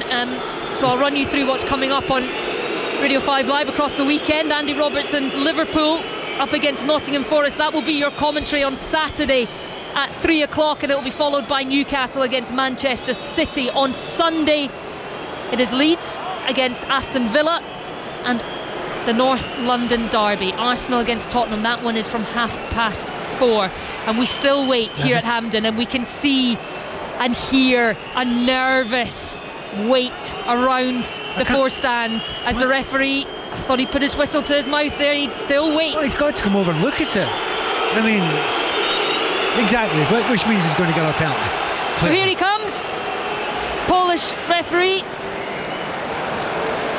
Szymon Marciniak coming over to take a look at the monitor, to take a look at whether this should be a penalty kick for Denmark, an opportunity from the spot to level things up at Hampden, and that would swing the momentum of this match right back into the hands of the Danes. They only need a point to ensure that they will finish top of the group. Scotland have the opening goal as the referee makes the sign and points to the spot, and you can hear what Hampden Park think of it. But Rachel Corsie, is it the correct decision? Well, I think it is. I think what took so long is they really had to probably look at all the angles they had to see if the actual contact in the box. Andy Robertson's feet are in the box. It's his knee that makes contact, which, I mean, you'd really need probably a lot better technology than we've been able to see from the replays, but on a natural glance, you know, if it was at the other end, we'd be saying, yeah, we would want it. I'll just say yes. Yes, it's a penalty by the rules. That however much you would or wouldn't want it to be, and it's a deserved chance they've had, and it's a tough one for Andy Robertson today. He's done really, really well against a very good player, but eventually at some point it's going to get by him. So here's a huge moment. A huge moment at Hampden Park. Rasmus Højlund has put the ball on the spot. The 22-year-old Dane against the 42-year-old Craig Gordon, and Højlund smashes it into the top right-hand corner. Wonderfully taken penalty from the Danish forwards as he knee slides in front of a jubilant section of Hampden Park, all dressed in red and white. That could be the goal that takes them back to the World Cup. Rasmus Højlund with his 13th goal for his country. It might be one of the most important. At Hampden Park, it is Scotland 1, Denmark 1. One of the big things about watching Scotland of late, they can adapt massively. We watched the game against Greece the other night, being absolutely battered and then becoming the better team. Now, they change the system, they change the style, they sometimes change the personnel. These are massive, massive moments for Stevie Clarke down there, who will need to adapt it, because Scotland cannot keep on playing the way we're playing just now, and it won't be 1-1 by the end. It'll be more than that. No, exactly that. And I think in some regards, you play the circumstance, you score so early and you know that then Denmark are going to come at you, so we've probably been a little bit too content at that, but we now know there's a bit of onus on us. We're going to be compact. But Dykes brilliantly wins the header for Christie inside the area, but he's just not able to find the little touch to take himself into a position to cross the ball, and it goes out for a goal kick. We've had a goal here, it's all square. There's also been a goal in Wales. Owain Gwynedd. Yes, now Wales 4, North Macedonia 1. Wales can start planning for a home playoff tie. A superb team goal beginning in the host's own half, finished by Dan James. Wales running riot here. Wales 4, North Macedonia 1. A very good night for Wales. Scotland started well, but they have been pegged back. It is all square. It is as it was at the start of the night, which is that Scotland needed to win. They needed to score. And Pat Nevin, after 58 minutes, it's still the same. Well, first of all, Scotland are going out just now, but they've adapted it like I expected them to do. McTominay is now almost working as a second centre forward. Dorgu, though, with space, he's beyond Christie, looks for the little ball inside, but it's good cover again from Ferguson, and now McTominay gets it just on the edge of the centre circle. Great challenge, though, from Christensen to win possession back for the Danes, and it's going to take a big effort now for Scotland. They have defended for a lot of this opening 58 minutes after their very, very fast start, and now Denmark, from the penalty spot, have found the leveller. That changes the complexion of the group. That puts Denmark top, and that puts Denmark into the World Cup. Scotland will have a playoff unless they can find another goal, as the ball is swept to that right hand side. It is Isaacson against Robertson, and he skips past him once again. McGinn covers brilliantly and then avoids the ball going out for the corner, then hits it off Isaacson, and it goes out for a goal kick. I talked to you very early about Robbo having a tough time against Isaacson. I'd rather spend the time talking about how good Isaacson is, to be honest. He's fast, his feet are light and quick. He's got to that byline far, far too often for comfort for Scotland, and he got to the byline again there. I mean, somehow we need to find a way to stop that happening, or else there's no doubt there'll be more chances created over there. Once upon a time linked with a move to Glasgow with Celtic. I'm not sure how strong those links were, but certainly he was a name that was mentioned. He's been very impressive here this evening, plays his football for Lazio. But one thing that will give the Scotland supporters hope, and any listening at home, is that Scotland have scored 2 or more goals in each of their last 4 matches, as John McGinn spins away from Christensen, who's picked up a second yellow card. Denmark are down to 10. Christensen once again fouling McGinn as he spins away from him. He has seen red, and this could be another huge turning point in this game. Rasmus Christensen sent off for Denmark, and again the momentum, it just feels like it might take another little switch in the other direction, Rachel. Well, let's hope. I mean, it's a crazy decision from Christensen to come in like that on McGinn. you know McGinn's going to probably take a touch. It's going to put you in a situation where he's going to try and run with the ball. So to dive in like that and put yourself in a position where you might need to foul is a very poor decision on a yellow card, and he's put his side in a little bit of trouble here. Scotland were just about to make 2 changes there. Now he's going to have to think about Stevie Clarke. Will he make those same changes? You think we've got a little bit more space now, a little bit more time. We've got an extra man in the field. That changes everything once again. Half an hour, well, there'll be more than half an hour with the extra time that we'll add on at the end. But boy, this is going to change everything. Listen to the fans now. Look at, the sound is brilliant now. The belief is back. He's getting an arm round his shoulder from the coaching staff, Rasmus Christensen, as he trudges up the tunnel here at Hampden Park. Scotland have the free kick. It's midway between the edge of the penalty area and the halfway line. Andy Robertson is standing over it. It is towards the left-hand side of the pitch. An opportunity to swing one in, which he does now. The head goes up, McTominay, but again a whistle goes for a push in the area, and Scotland waste another opportunity from a set piece. Do you know, I'm looking at it, I have no idea what happened there. Dorgan's found himself in the ground. I can't see much going on there. The referee's saying he spotted a push, I think, by Lyndon Dykes. But those 2 changes that Stevie Clarke was going to make, I think it's just underlined it's the right one to do. It's going to be a couple of strikers that's coming on. He's going for it, but they need to. It is an attacking change indeed. Down below us, Che Adams and Lawrence Shankland are waiting to come on. So Scotland, positive changes ahead. At the moment they are battling for the ball in midfield, but once again it is Denmark who come out on top. Højbjerg, and then Isaacson goes down looking for a free kick, but the referee has given it the way of Scotland. McGinn takes it quickly, but too quickly, because these changes will now be made. So Lawrence Shankland is coming on in the place of Ryan Christie. Shankland back in the Scotland fold for this couple of really important games, and Che Adams will replace Lyndon Dykes up front.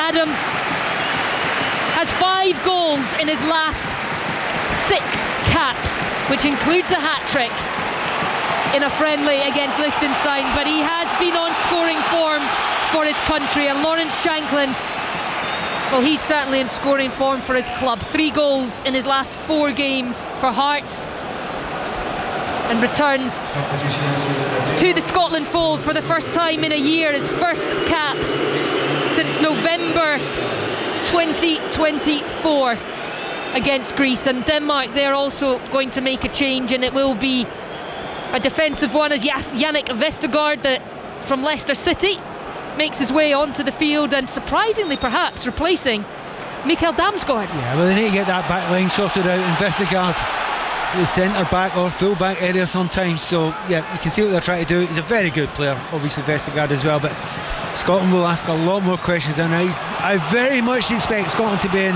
the opposition half a lot more in these next 25 minutes than they have been in probably 40-50 before that. Well, it's a 4-4-2 now for Scotland, which actually is the formation they played against Denmark in the opening game, as the ball comes in, but it's a clearance from Vestergaard. His first touch, it just goes up in the air, and a body falls to the ground. Che Adams with his arms outstretched saying that wasn't a foul, but it is given by the referee. Well, again, he's just throwing himself to the ground there. I mean, that's a dangerous thing to do for a defender, because this is the referee's not always giving it. He's not given very much at all, and I think that was soft. Che Adams just really eager to try and compete for the ball, goes high up in there in the box, and I mean, it's not a foul. It's not a foul. He almost looks like he barges into Adams. Correct. Initial contact, it's one that referees do fall for quite a lot with throws. Initially you throw out a leg or throw out part of your body and then fall down, and that was an obvious one. As the long ball skips right through the heart of Scotland's defence, and Craig Gordon outside of his area to clear it, and now Højbjerg goes down under the pressure of John McGinn, and the referee gives another free kick, and McGinn is now the one to ask the question and say, was that really a free kick? He's given none of them before, but because he did the sending off, sometimes there's a little lean towards the team that you sent a player off against. Yeah, you start to sort of have a little bit of empathy for the fact they're a player down, but you shouldn't. But referees are also human too. Well, 65 minutes gone here at Hampden Park. Scotland 1, Denmark 1. That scoreline not enough for Scotland. It is enough for Denmark, but Denmark now down to 10 as a shot comes in. It is deflected though. It will be another Danish corner. So Denmark down to 10. The red card to Rasmus Christensen.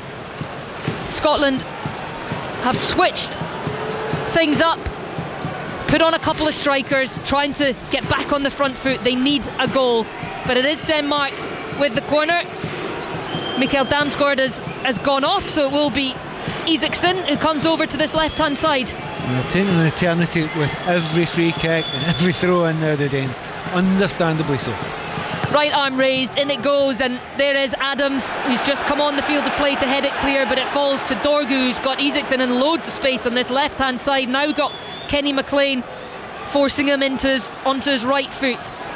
Højlund and Vestergaard looking for the run out on the right-hand side from his centre-back partner, actually, in Christensen, but he's laid it off to Højbjerg. Christensen gets it back now, and now Denmark looking to build down this right-hand side, taking it towards the corner flag. The cross does come in, and there is space at the back post for Froholt, but he wasn't quite able to get on the end of it. He finds Dorgu. Denmark just building just outside the area. Dorgu prods it, looking for the run of Højlund, gets onto it, knocks it back to Froholt, again to Dorgu. Denmark, lots of balls, not going into the area though. Scotland have to be more proactive though. You're standing off with that, you've got an extra man, you need to get close, you need to ask questions, you need to get the ball back.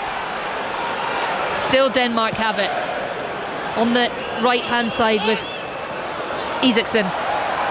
Tries to skip past Hickey, who's moved over onto that left hand side at the moment. In it comes Isaacson again, but this time Scotland do win it, and now it is Ferguson trying to skip away. He's fouled. It will be a free kick to Scotland just inside their own half, and Scotland now with an opportunity to get bodies forward, to get hold of the ball, to get themselves back into shape. Robertson now back on the left hand side where he usually is, and Hanley getting a touch off the ball.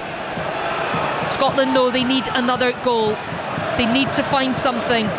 They need the 3 points if they are to ensure their place at the World Cup for the first time for the men's team in 27 years. Ball forward looking for Adams, but it's well cut out by Højbjerg. This time Ferguson cuts out the ball long. Adams flicks it into the path of Robertson. Robertson with a cross, it's deep. Dorgu is there, and it's headed back towards the goalkeeper by Højbjerg, and that's not one the goalie wants. Did well, Kasper Schmeichel gets the apology from his captain. Yeah, he did, but just getting Robertson up the field there, getting on the left hand side, what he's best at. Somehow we need to get a little bit more of that, get balls into the box. You've got strikers on now give them a little bit of service. Lawrence Shanklin flicks it over the top for the run of Adams, but it's going to go all the way through to Schmeichel, and he is able to pick the ball up right on the right edge of the penalty area. So it is one apiece here. Scotland need the victory, Wales also need the victory, and they are doing the job certainly very well tonight. Owain Gwyneth. They're cruising to victory now. Harry Wilson has done it again. Left-footed free kick from the edge of the box. Top corner. Wales 5, North Macedonia 1. Free-flowing Wales. Scotland going to make a change. I've been hinting it for quite some time. You called it, Pat. Quite a long time. If you're going to get something out of this game, you need to get crosses in good areas. I love when I see Tierney and Robertson, or Robertson, but one of the two of them, or both of them preferably, getting up that left hand side. They are unstoppable when they work together. Let's see if it's Robertson or for someone else. But it is Kieran Tierney who's standing below us, waiting to come on. We have seen him go into that more advanced position on the left hand side at times for Scotland, as Che Adams just trying to get past Hjulmand, but he's bundled to the ground, and now Isaacson driving forward. He's got Scott McKenna in front of him. Isaacson against McKenna, he drops it back, shot comes in, it's blocked, but it's fallen to Frøyberg, and now the shot again, blocked again. Scotland bodies getting in front of the ball. Hjulmand goes down just outside the penalty area, nothing given. Denmark coming forward again, right hand edge of the area.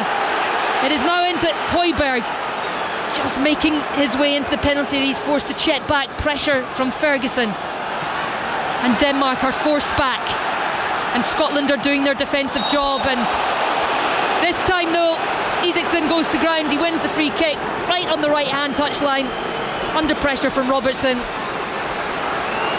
Yeah, they just try to slow the game down a little bit now. Stevie Clark's not sure about making a change at a free kick like this, but he's going to do it, and Scotland are going to make that adaptation, and it'll be intriguing to see what they do just now. Well, it may well be a stint at right back for Scotland once again for Kieran Tierney, because Aaron Hickey has made way. Hickey, who's had his injury problems over the last couple of years, but also this season, injured against Greece in the last international window, missed the game against Belarus, was given an hour on Saturday night. He's lasted 72 minutes tonight, but he is replaced by Kieran Tierney, who does look like he's slotted into that right back position. And he has played there before, Rachel, but it's not where we're used to seeing him. No, it's not. But he is somebody who's got legs, he'll get forward, he's got a winning attitude, and he's a great player to have on the pitch. So we just have to make best use of the fact he's on there, and he's going to do his best to contribute, to find a way to try and get a goal in these last 20 minutes. Scotland need a goal. One apiece it is. That is not enough for Scotland. They have the comfort blanket of a playoff already secured, but they want qualification. They want to know that they are there. They want to join those teams that are already in the hat for the World Cup in the summer. Lewis Ferguson just inside the centre circle, looking for the pass forward, but he's given it away to Højbjerg, who's won a lot of ball in that midfield for Denmark. And now they can come forward through Froholt on this left hand side. He's stopped in his tracks, but it's now Dorgu on the ball, and Højbjerg just drops a shoulder to get away from McTominay. Hjulmand out to this right hand side, Christensen forward to Isaacson, and again he faces up Andy Robertson. He gets the shot away, and it's had Craig Gordon worried, but it was always going wide, that shot from Isaacson. You know, the Danes have played well, haven't they, since they went down to 10 men. You'd expect them to fall back, under a little bit of pressure. Actually, they've held the ball exceptionally well and made it very difficult for Scotland to get into dangerous positions. Scotland need to take chances now. When you get Robertson or Tierney further up now, they're almost playing as wing backs just now. You need to get the ball early to them. You can't wait for the perfect ball all the time. You have to get it when they're not set, and at the moment it's still a wee bit slow.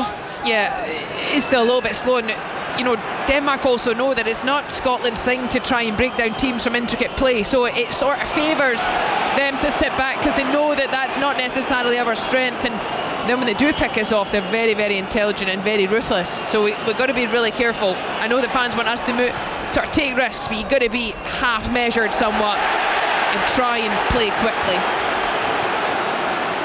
A few groans coming from the Hampden Park crowd. They know the magnitude of this game, and they know what needs to be done, and there is frustration, particularly when free kicks are awarded like that one on Isaacson, going down under the pressure of Ferguson. The fans inside Hampden certainly didn't think that was a free kick, but it is given, and it does give Denmark another opportunity to fiddle with their socks and tie their laces and take their time over another set piece. What was infuriating is, like 3 seconds before it, the same was done to Adams.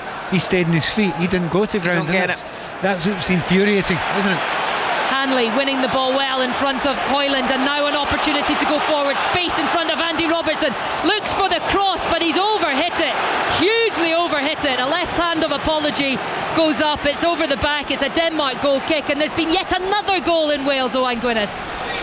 It's 6-1 to Wales. Party time here in Cardiff. Harry Wilson with another penalty, second of the game. A hat-trick for tonight's captain. Wales 6, North Macedonia 1. Can you send some of that goal-scoring form to Hampden, please, Owain? Scotland, they are in desperate need of one here. 75 minutes on the clock. Scotland 1, Denmark 1. Denmark down to 10 men, but Scotland unable so far to capitalise on the one-man advantage that they have, as John McGinn tries to skip past Dorgu, go out for a throw-in, which the Danish bench are not happy to give back to Kieran Tierney in any sort of swift fashion, and Tierney throws it looking for Che Adams, but it's headed out by Vestergaard. Another throw-in to Scotland, now level with Denmark's penalty area on this right-hand side. Setting up for a long throw, but it's one of those ones where you should set up for it and you could maybe just play it short because nobody's ready for it. I quite like those. I'm not sure Tierney has a decent throw, but I'm not sure it's the level of some of the ones we've seen recently in the Premier League, but we'll see now. Well, in it goes, and McTominay looking to make first contact. It's fallen to Ferguson. There's shouts for a handball. The ball is in Kasper Schmeichel's hands. There was uncertainty in the Danish defence. Ferguson took the shot, it was blocked, it bobbled, there was a shout for a handball, it went into Schmeichel's hands, nothing given. We are playing on at Hampden Park as Tierney heads it into the path of Kenny McLean. He's got McTominay ahead of him, surrounded by red players, manages to find McLean again. Scotland trying to drive forward, no options for McLean, but he found McTominay, who's looking for Robertson. A boot comes in, puts it behind Scotland corner. It's changed. It has changed. You can see momentum's building up for Scotland now. They're getting into the right positions now. The tactical switch is beginning to have a little bit of an effect now. They're getting down the right hand side and the left hand side. But play that ball to Robertson earlier. I know, he's just bombing forward nice and early. I think just keep going. Corner kick from the left hand side. In it comes, right footed, looking for the head. It's found the back of the net. Was there a touch? Was it straight from Lewis Ferguson's corner kick into the area? I don't think there was a touch on it. It may well be Ferguson, it may well be Shankland who got a touch. Nobody inside Hampden cares. All they care about is that ball is in the net. And once again Scotland are in front. And once again Scotland have won foot at the World Cup. Scotland 2, Denmark 1. Well, I think it's Shankland who must get a touch on it. It's a low delivery, low flat, it's whipped. Denmark should really deal with it in that front area, but it comes all the way through. Shankland, who's absolutely on form with his club, he's not going to miss from there. It's absolutely bread and butter for him. I was kind of half hoping he didn't get a touch on it in case he was offside, but I've seen another angle of it here and I don't think it's offside. So they're looking at it, they're still considering it. The Danish players are all over the referee here, but if this goal stands with Scotland 1 up, and it goal is given. They were just about to make 2 changes, the Danes there. They didn't get a chance to do it. The tide had just turned just 2 minutes before it. Literally the long throw in, wasn't it? Anyway, Scotland have got this wrong. 12 minutes to go. Far too long for Scotland. Usually just make it in the last minute. Well, Lawrence Shankland, what a reintroduction to the national team setup. He hasn't played for a year. He now got the slightest of touches on that Lewis Ferguson corner to potentially put Scotland back into the World Cup. 13 points for Scotland, 11 points for Denmark as things stand. What a huge closing 11 minutes or so we have here at Hampden. And the changes from Steve Clarke have certainly come to fruition. But Denmark need to get themselves level once again. They're looking for the opportunity down the right. Isaacson skips away, but his cross is poor. He sliced it over the top of the bar. I think it has gone out, but the flag didn't go up, so Kieran Tierney just blasts it down the field. Well, what a night. What a closing 10 minutes. Well, it's not the time to sit back if you're Scotland. You've got to put pressure on. If you sit back, this is a very good Danish team. They can play the ball well, even against 10 men. This is going to be a torturous 10 minutes. Suddenly my heart rate has gone back up to extreme levels. Well, the fans are doing their bit as well. I mean, that's needed right now because a lot of tired players out there in red and in blue as well.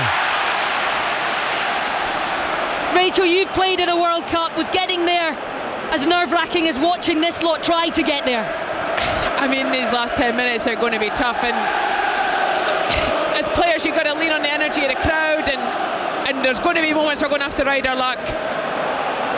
We do have that extra body though, and hopefully that means we'll have a little extra in the legs.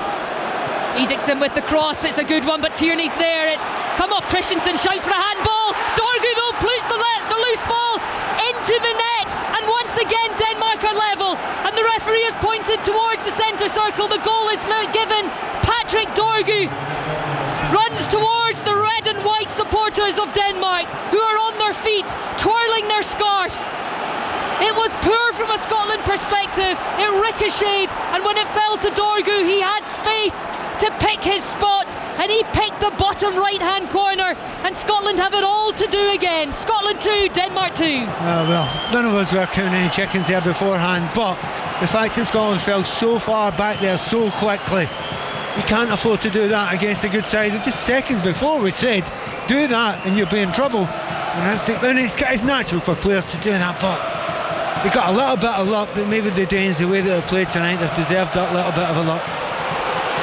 I mean, the bodies we have there, it's almost too many. The players want to almost join part of that back line, and we've just got sort of a lot of players in a row, and that just allows a few Danish bodies to be free. And they're wasting every second of time now.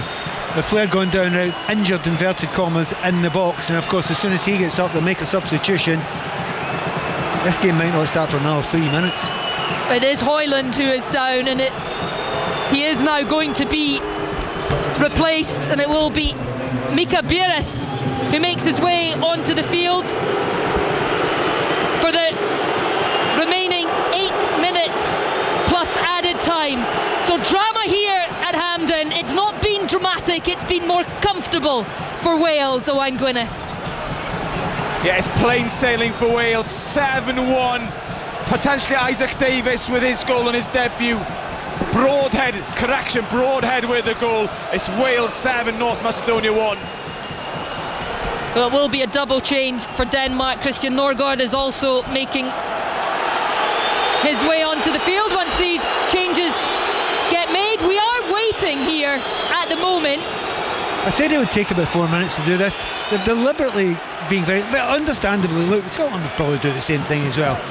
But the referee, will he add plenty of time on at the end, because it's going to be important, and I suspect something one way or the other will happen important in injury time in this game. But it's actually a changed substitution. Mika Biereth was stripped and ready to come on, the striker, but they have decided to bring Christian Norgård, the Arsenal holding midfielder, on instead. So a change, but now Scotland come forward. McGinn inside the area, under pressure, manages to win a corner for Scotland, and the crowd are up, the crowd are behind them. They are willing them to find another way, to find another goal.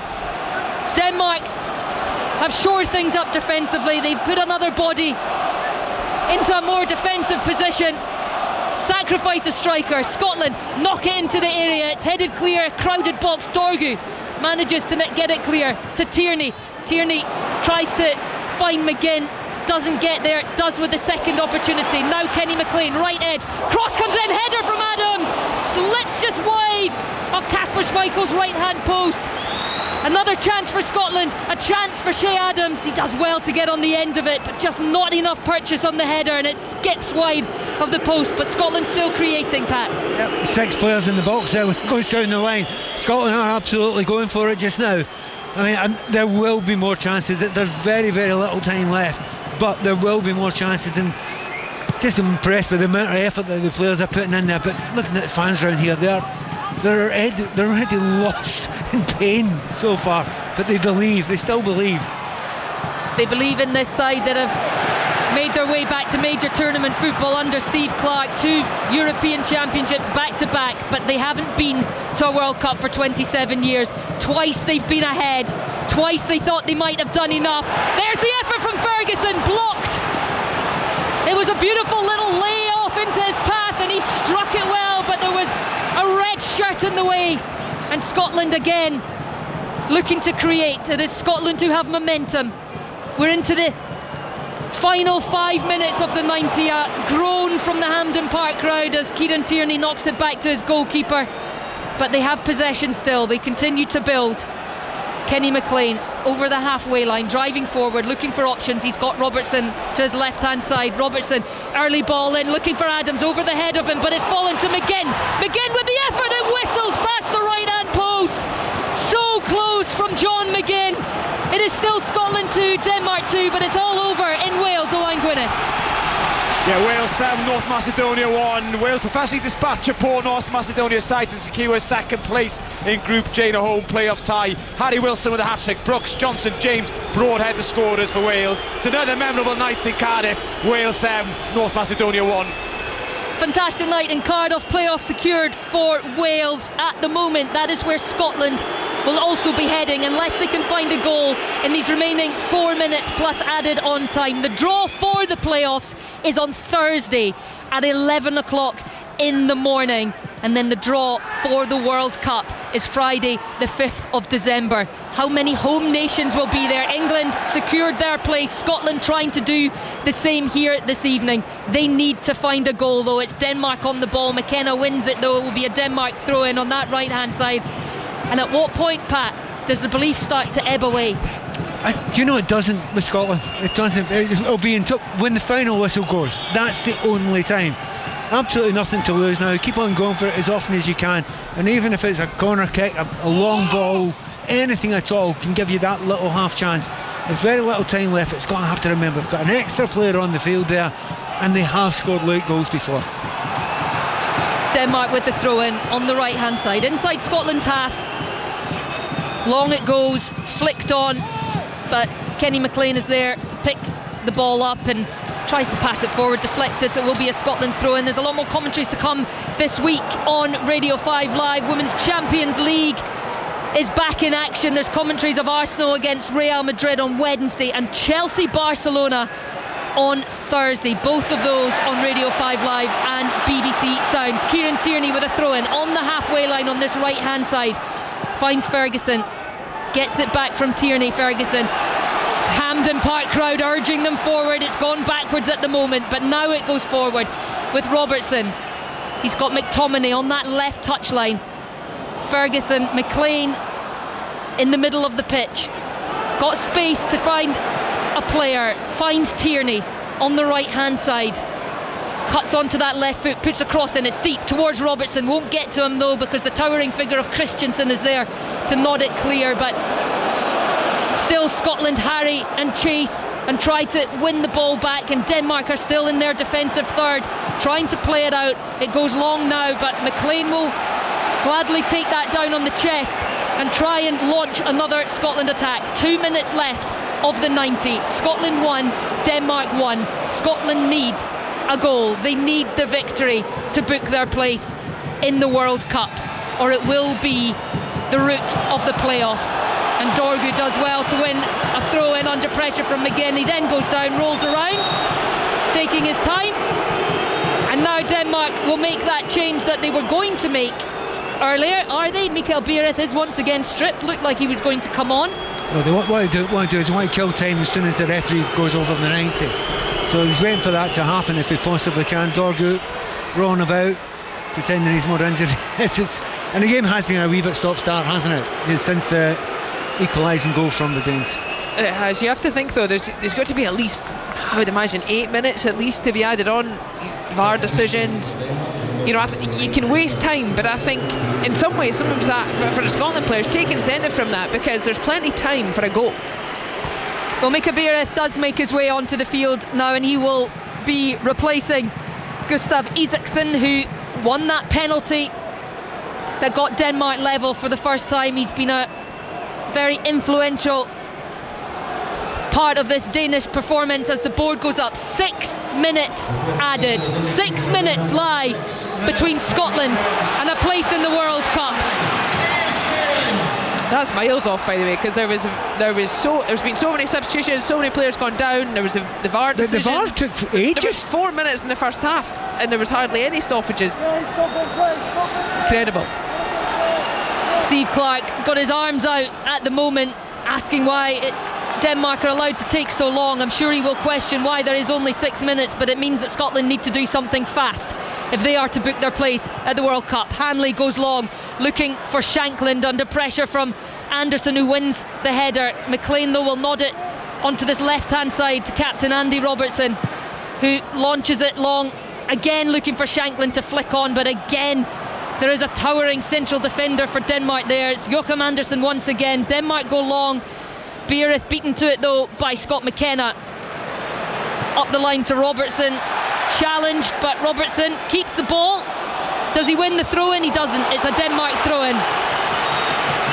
Again, we're a long way away, but I'm not sure he got it right. And possibly the fifth Denmark player who's gone down with alleged cramp.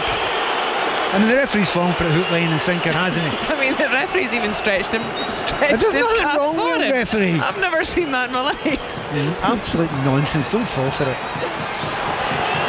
So it is Joachim Andersen now getting to his feet after that little bit of treatment from the referee. Well, we're 1 minute 25 in. There's not been any football yet. It's just complete waste of time, but still a chance. McTominay wins a header. Shanklin tries to find Shea Adams, wins the free kick. Adams bundled into by Højbjerg just outside the centre circle in Denmark's half, but an opportunity for Scotland to try and launch the ball into the area. Yeah, it's an unusual angle though, so the referee in the last few times has given a free kick right away when it's gone in. Headed clear, but it's fallen to Kenny McLean on this right hand side. He had the overlap from Tierney. He opted to put the ball in, but again headed clear to John McGinn, who's going to take aim. It's blocked. It will fall back to McGinn though. He's inside the Danish half, but deep near the halfway line. Kenny McLean launches this one in, and again there's a Danish head, but it's fallen to Tierney. Listen to Hampden Park. Scotland have done it again. The Scotland players run towards the coaching staff. 2 minutes of added time played, and Kieran Tierney with a curling left foot effort puts it past his club teammate Kasper Schmeichel, and Scotland once again have a foot in the World Cup. With minutes left on the clock, it is Scotland 3, Denmark 2, and Kieran Tierney gets a hug of all hugs from its manager Stevie Clarke. Do you know what? We're talking about goals that go down in history. The first one that Scotland scored was incredible, but that one from Kieran Tierney is absolutely and utterly extraordinary as well. Curled in at the back post. Scotland player's gone down with a little bit cramp just now, yeah, right. But honestly, Kieran Tierney there comes on and just sort of sums up Scotland. Amazing that he doesn't get a game every single time, but he will wait his time. He will come in, he will do the right thing, he'll be a complete pro, do what he needs to do for his country. And now Scotland are moments from the World Cup finals. I can't believe it, but what a strike from Kieran Tierney, Rachel Corsie. He took it beautifully, absolutely beautifully, to curl it past Schmeichel, and Scotland see the ball out for a goal kick. Well, I'm delighted there's only 6 minutes added, I have to say. But see, it's his instinct, as Pat's saying, because when Kenny McLean plays the ball and he's deep on our right hand side, and Tierney's right on the touchline, just about 20 yards further forward, but he knows they're probably going to win the header, the first header. We're doing well to compete, but he knows it's going to drop to the edge of the box, and he anticipates that, and he just arrives perfect time. It's a wonderful finish. Brilliant from Scotland, brilliant from everyone. Keep it alive, no fouls. Incredible. I've just seen a Group C going up with Scotland at the top. Is that the first time we've seen that? Things you love to see with left. 2 minutes left on the clock. No Scotland, no party. Rings out around Hampden. And at the moment, World Cup 2026 will be a party that Scotland will be invited to. And Scott McKenna gets to the ball ahead of Vestergaard, and he will just launch it up the field. And now the Scotland fans are begging for the full-time whistle. They have possession. Shea Adams turns away, knocks it out, but it's blocked. And now Robertson plays it up the line. And it's Lawrence Shankland all on his own. Vestergaard now for company. He's going to keep the ball, slow it down. Scott McTominay on the left-hand touchline. He's got Shankland back again, and now Ferguson taking it towards the corner flag. Still Scotland are in possession. We have 30 seconds left of the added 6 minutes. Denmark win it back. Dorgu now going forward. He's got the run of Froholt down in front of him, but Grant Hanley, he will get there. He will take no chances. He will knock it out for a throw in. Down towards that corner flag. Kasper Schmeichel wants to come up as well. I mean, he's mad for not to. He should throw everything at this. There's seconds to go. Dorgu playing it in, but it's only towards the edge of the area. It comes in, but Tierney is there. He's able to clear. The man of the moment, Kieran Tierney, launches it. Anywhere will do. Schmeichel is over the halfway line on the right-hand touchline, crossing the ball in to the area, the goalkeeper. It's headed on. Hanley's there, heads it away. Dorgu down next to the corner flag, turns away from the challenge of McGinn into the left edge of the penalty area, flicks it up. Hanley gets a foot in. It's fallen to McGinn. McGinn takes his time, plays it calmly to Che Adams, who's driving across the halfway line. He's got Lawrence Shankland on that left-hand side, but Che Adams is quite happy to hold on to the ball, to take it to the corner flag. The time is over. We are over the 6 minutes.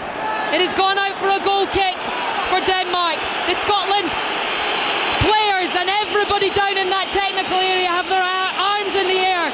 Blow the whistle, ref. Blow the whistle. Send Scotland to the World Cup. Denmark, though, with an opportunity to launch it long. McKenna is now there. And he'll waste time now. McGinn's got the ball. He's going to hold it up. There's nobody moving for him. He needs some help. 7 minutes have been played of the added on 6. We had the goal in extra time, so there was always going to be a little bit more added, but how much? How much time will be given to Denmark to try and find the equaliser that will ensure they make it to the World Cup? They have the ball with Hjulmand, but he's under pressure, and now it's won back by Kenny McLean, who's got nobody between the halfway line. He's knocked it from the halfway line. It's over. Schmeichel! What a goal from Kenny McLean! Scotland are going to the World Cup! Scotland have done it! And Kenny McLean scores from the halfway line! And there is a pile of bodies in the corner flag to our right-hand side. My goodness! Scotland 4, Denmark 2. Get your bags back. I'm actually going to believe it now. I'm going to believe it now. I mean, what an incredible end to this game. Scotland were out at 90 minutes. By the way, the game's over. The referees walked away. It's official. Scotland are there. Scotland are going to the World Cup. 27 years since they last took part. This group of players, Steve Clarke's Tartan Army, they will be going back to a place that so many of these players have never even witnessed a Scotland men's national team at. I mean, Rachel Corsie, can you have and find the words? Oh, it's hard. I almost feel like I've got tears in my eyes. It's incredible because I can actually remember the last World Cup. I can remember sitting watching the Collins penalty against Brazil, and I was naive at that point. I didn't realise when I was sitting watching that those things just don't happen very easily and very often for Scotland. And this group have found a way. Yes, we've got a little extra lifeline at the weekend, but the belief today that the application, every part of the game, we'd have planned for it all. We didn't expect to score early, but we've managed every minute. The setbacks, incredible. So now you talk about that day in France and John Collins. I was doing the commentary for 5 Live that day, and like yourself, I didn't expect it to be such a long time. But looking at this group of players down there, they really deserve it. They've fought, they've battled, even when they've been up against it. That's why when we're saying near the end of the game when Scotland looked as if they're out, I didn't give up. I thought, yeah, this time we didn't think it was definitely out, because they keep on going. They've got such a brilliant attitude. And the like Tierney comes on, a player who would always pick, but doesn't get picked, but still comes on with the right attitude because of an amazing spirit here. And then Kenny McLean, I mean, the most unsung hero that you've got. He scored for the halfway line to put it on after overhead kicks. Amazing. It is a classic. Write this for Hollywood and they say, no, we're not having it. We're not taking that. Be serious. It is fabulous. And the lovely thing is, you look around you right now, has a single person left this stadium? The place is mobbed. It's party. It's gorgeous for this country, for this nation. It's heavenly. Look at the players now. They are running over to the supporters, and Hampden Park is literally bouncing under my feet. I can feel this old stadium moving under the supporters that are up on their feet, that are cheering their heroes. The images of Archie Gemmell dancing through the Dutch defence in 1978. Kenny Dalglish, Dennis Law, Billy Bremner of the squad of West Germany in 1974. The last group of Scotland players to play at a World Cup in 1998, walking out in their kilts ahead of the opening match against Brazil. Well, every single one of those players out on that pitch will be rewriting Scotland's history of the World Cup. 8 World Cups, and then a 27-year wait for World Cup number 9. But they have done it. They are there, and it's come in the most incredible fashion. An overhead kick of the highest calibre from Scott McTominay. Lawrence Shankland putting Scotland back in front, but again they were pegged back. And on 90 minutes, Scotland were going to the playoffs, but upset Kieran Tierney in the 3rd minute of added time with a beautiful curling effort. And then Kenny McLean with 8 extra minutes played from the halfway line over the head of Kasper Schmeichel, and Scotland score 4 incredible goals to put themselves into the World Cup. We'll be coming, it's being sung around Hampden Park, and Scotland are coming. They are going to the World Cup. It is finished at Hampden Park. Scotland 4, Denmark 2.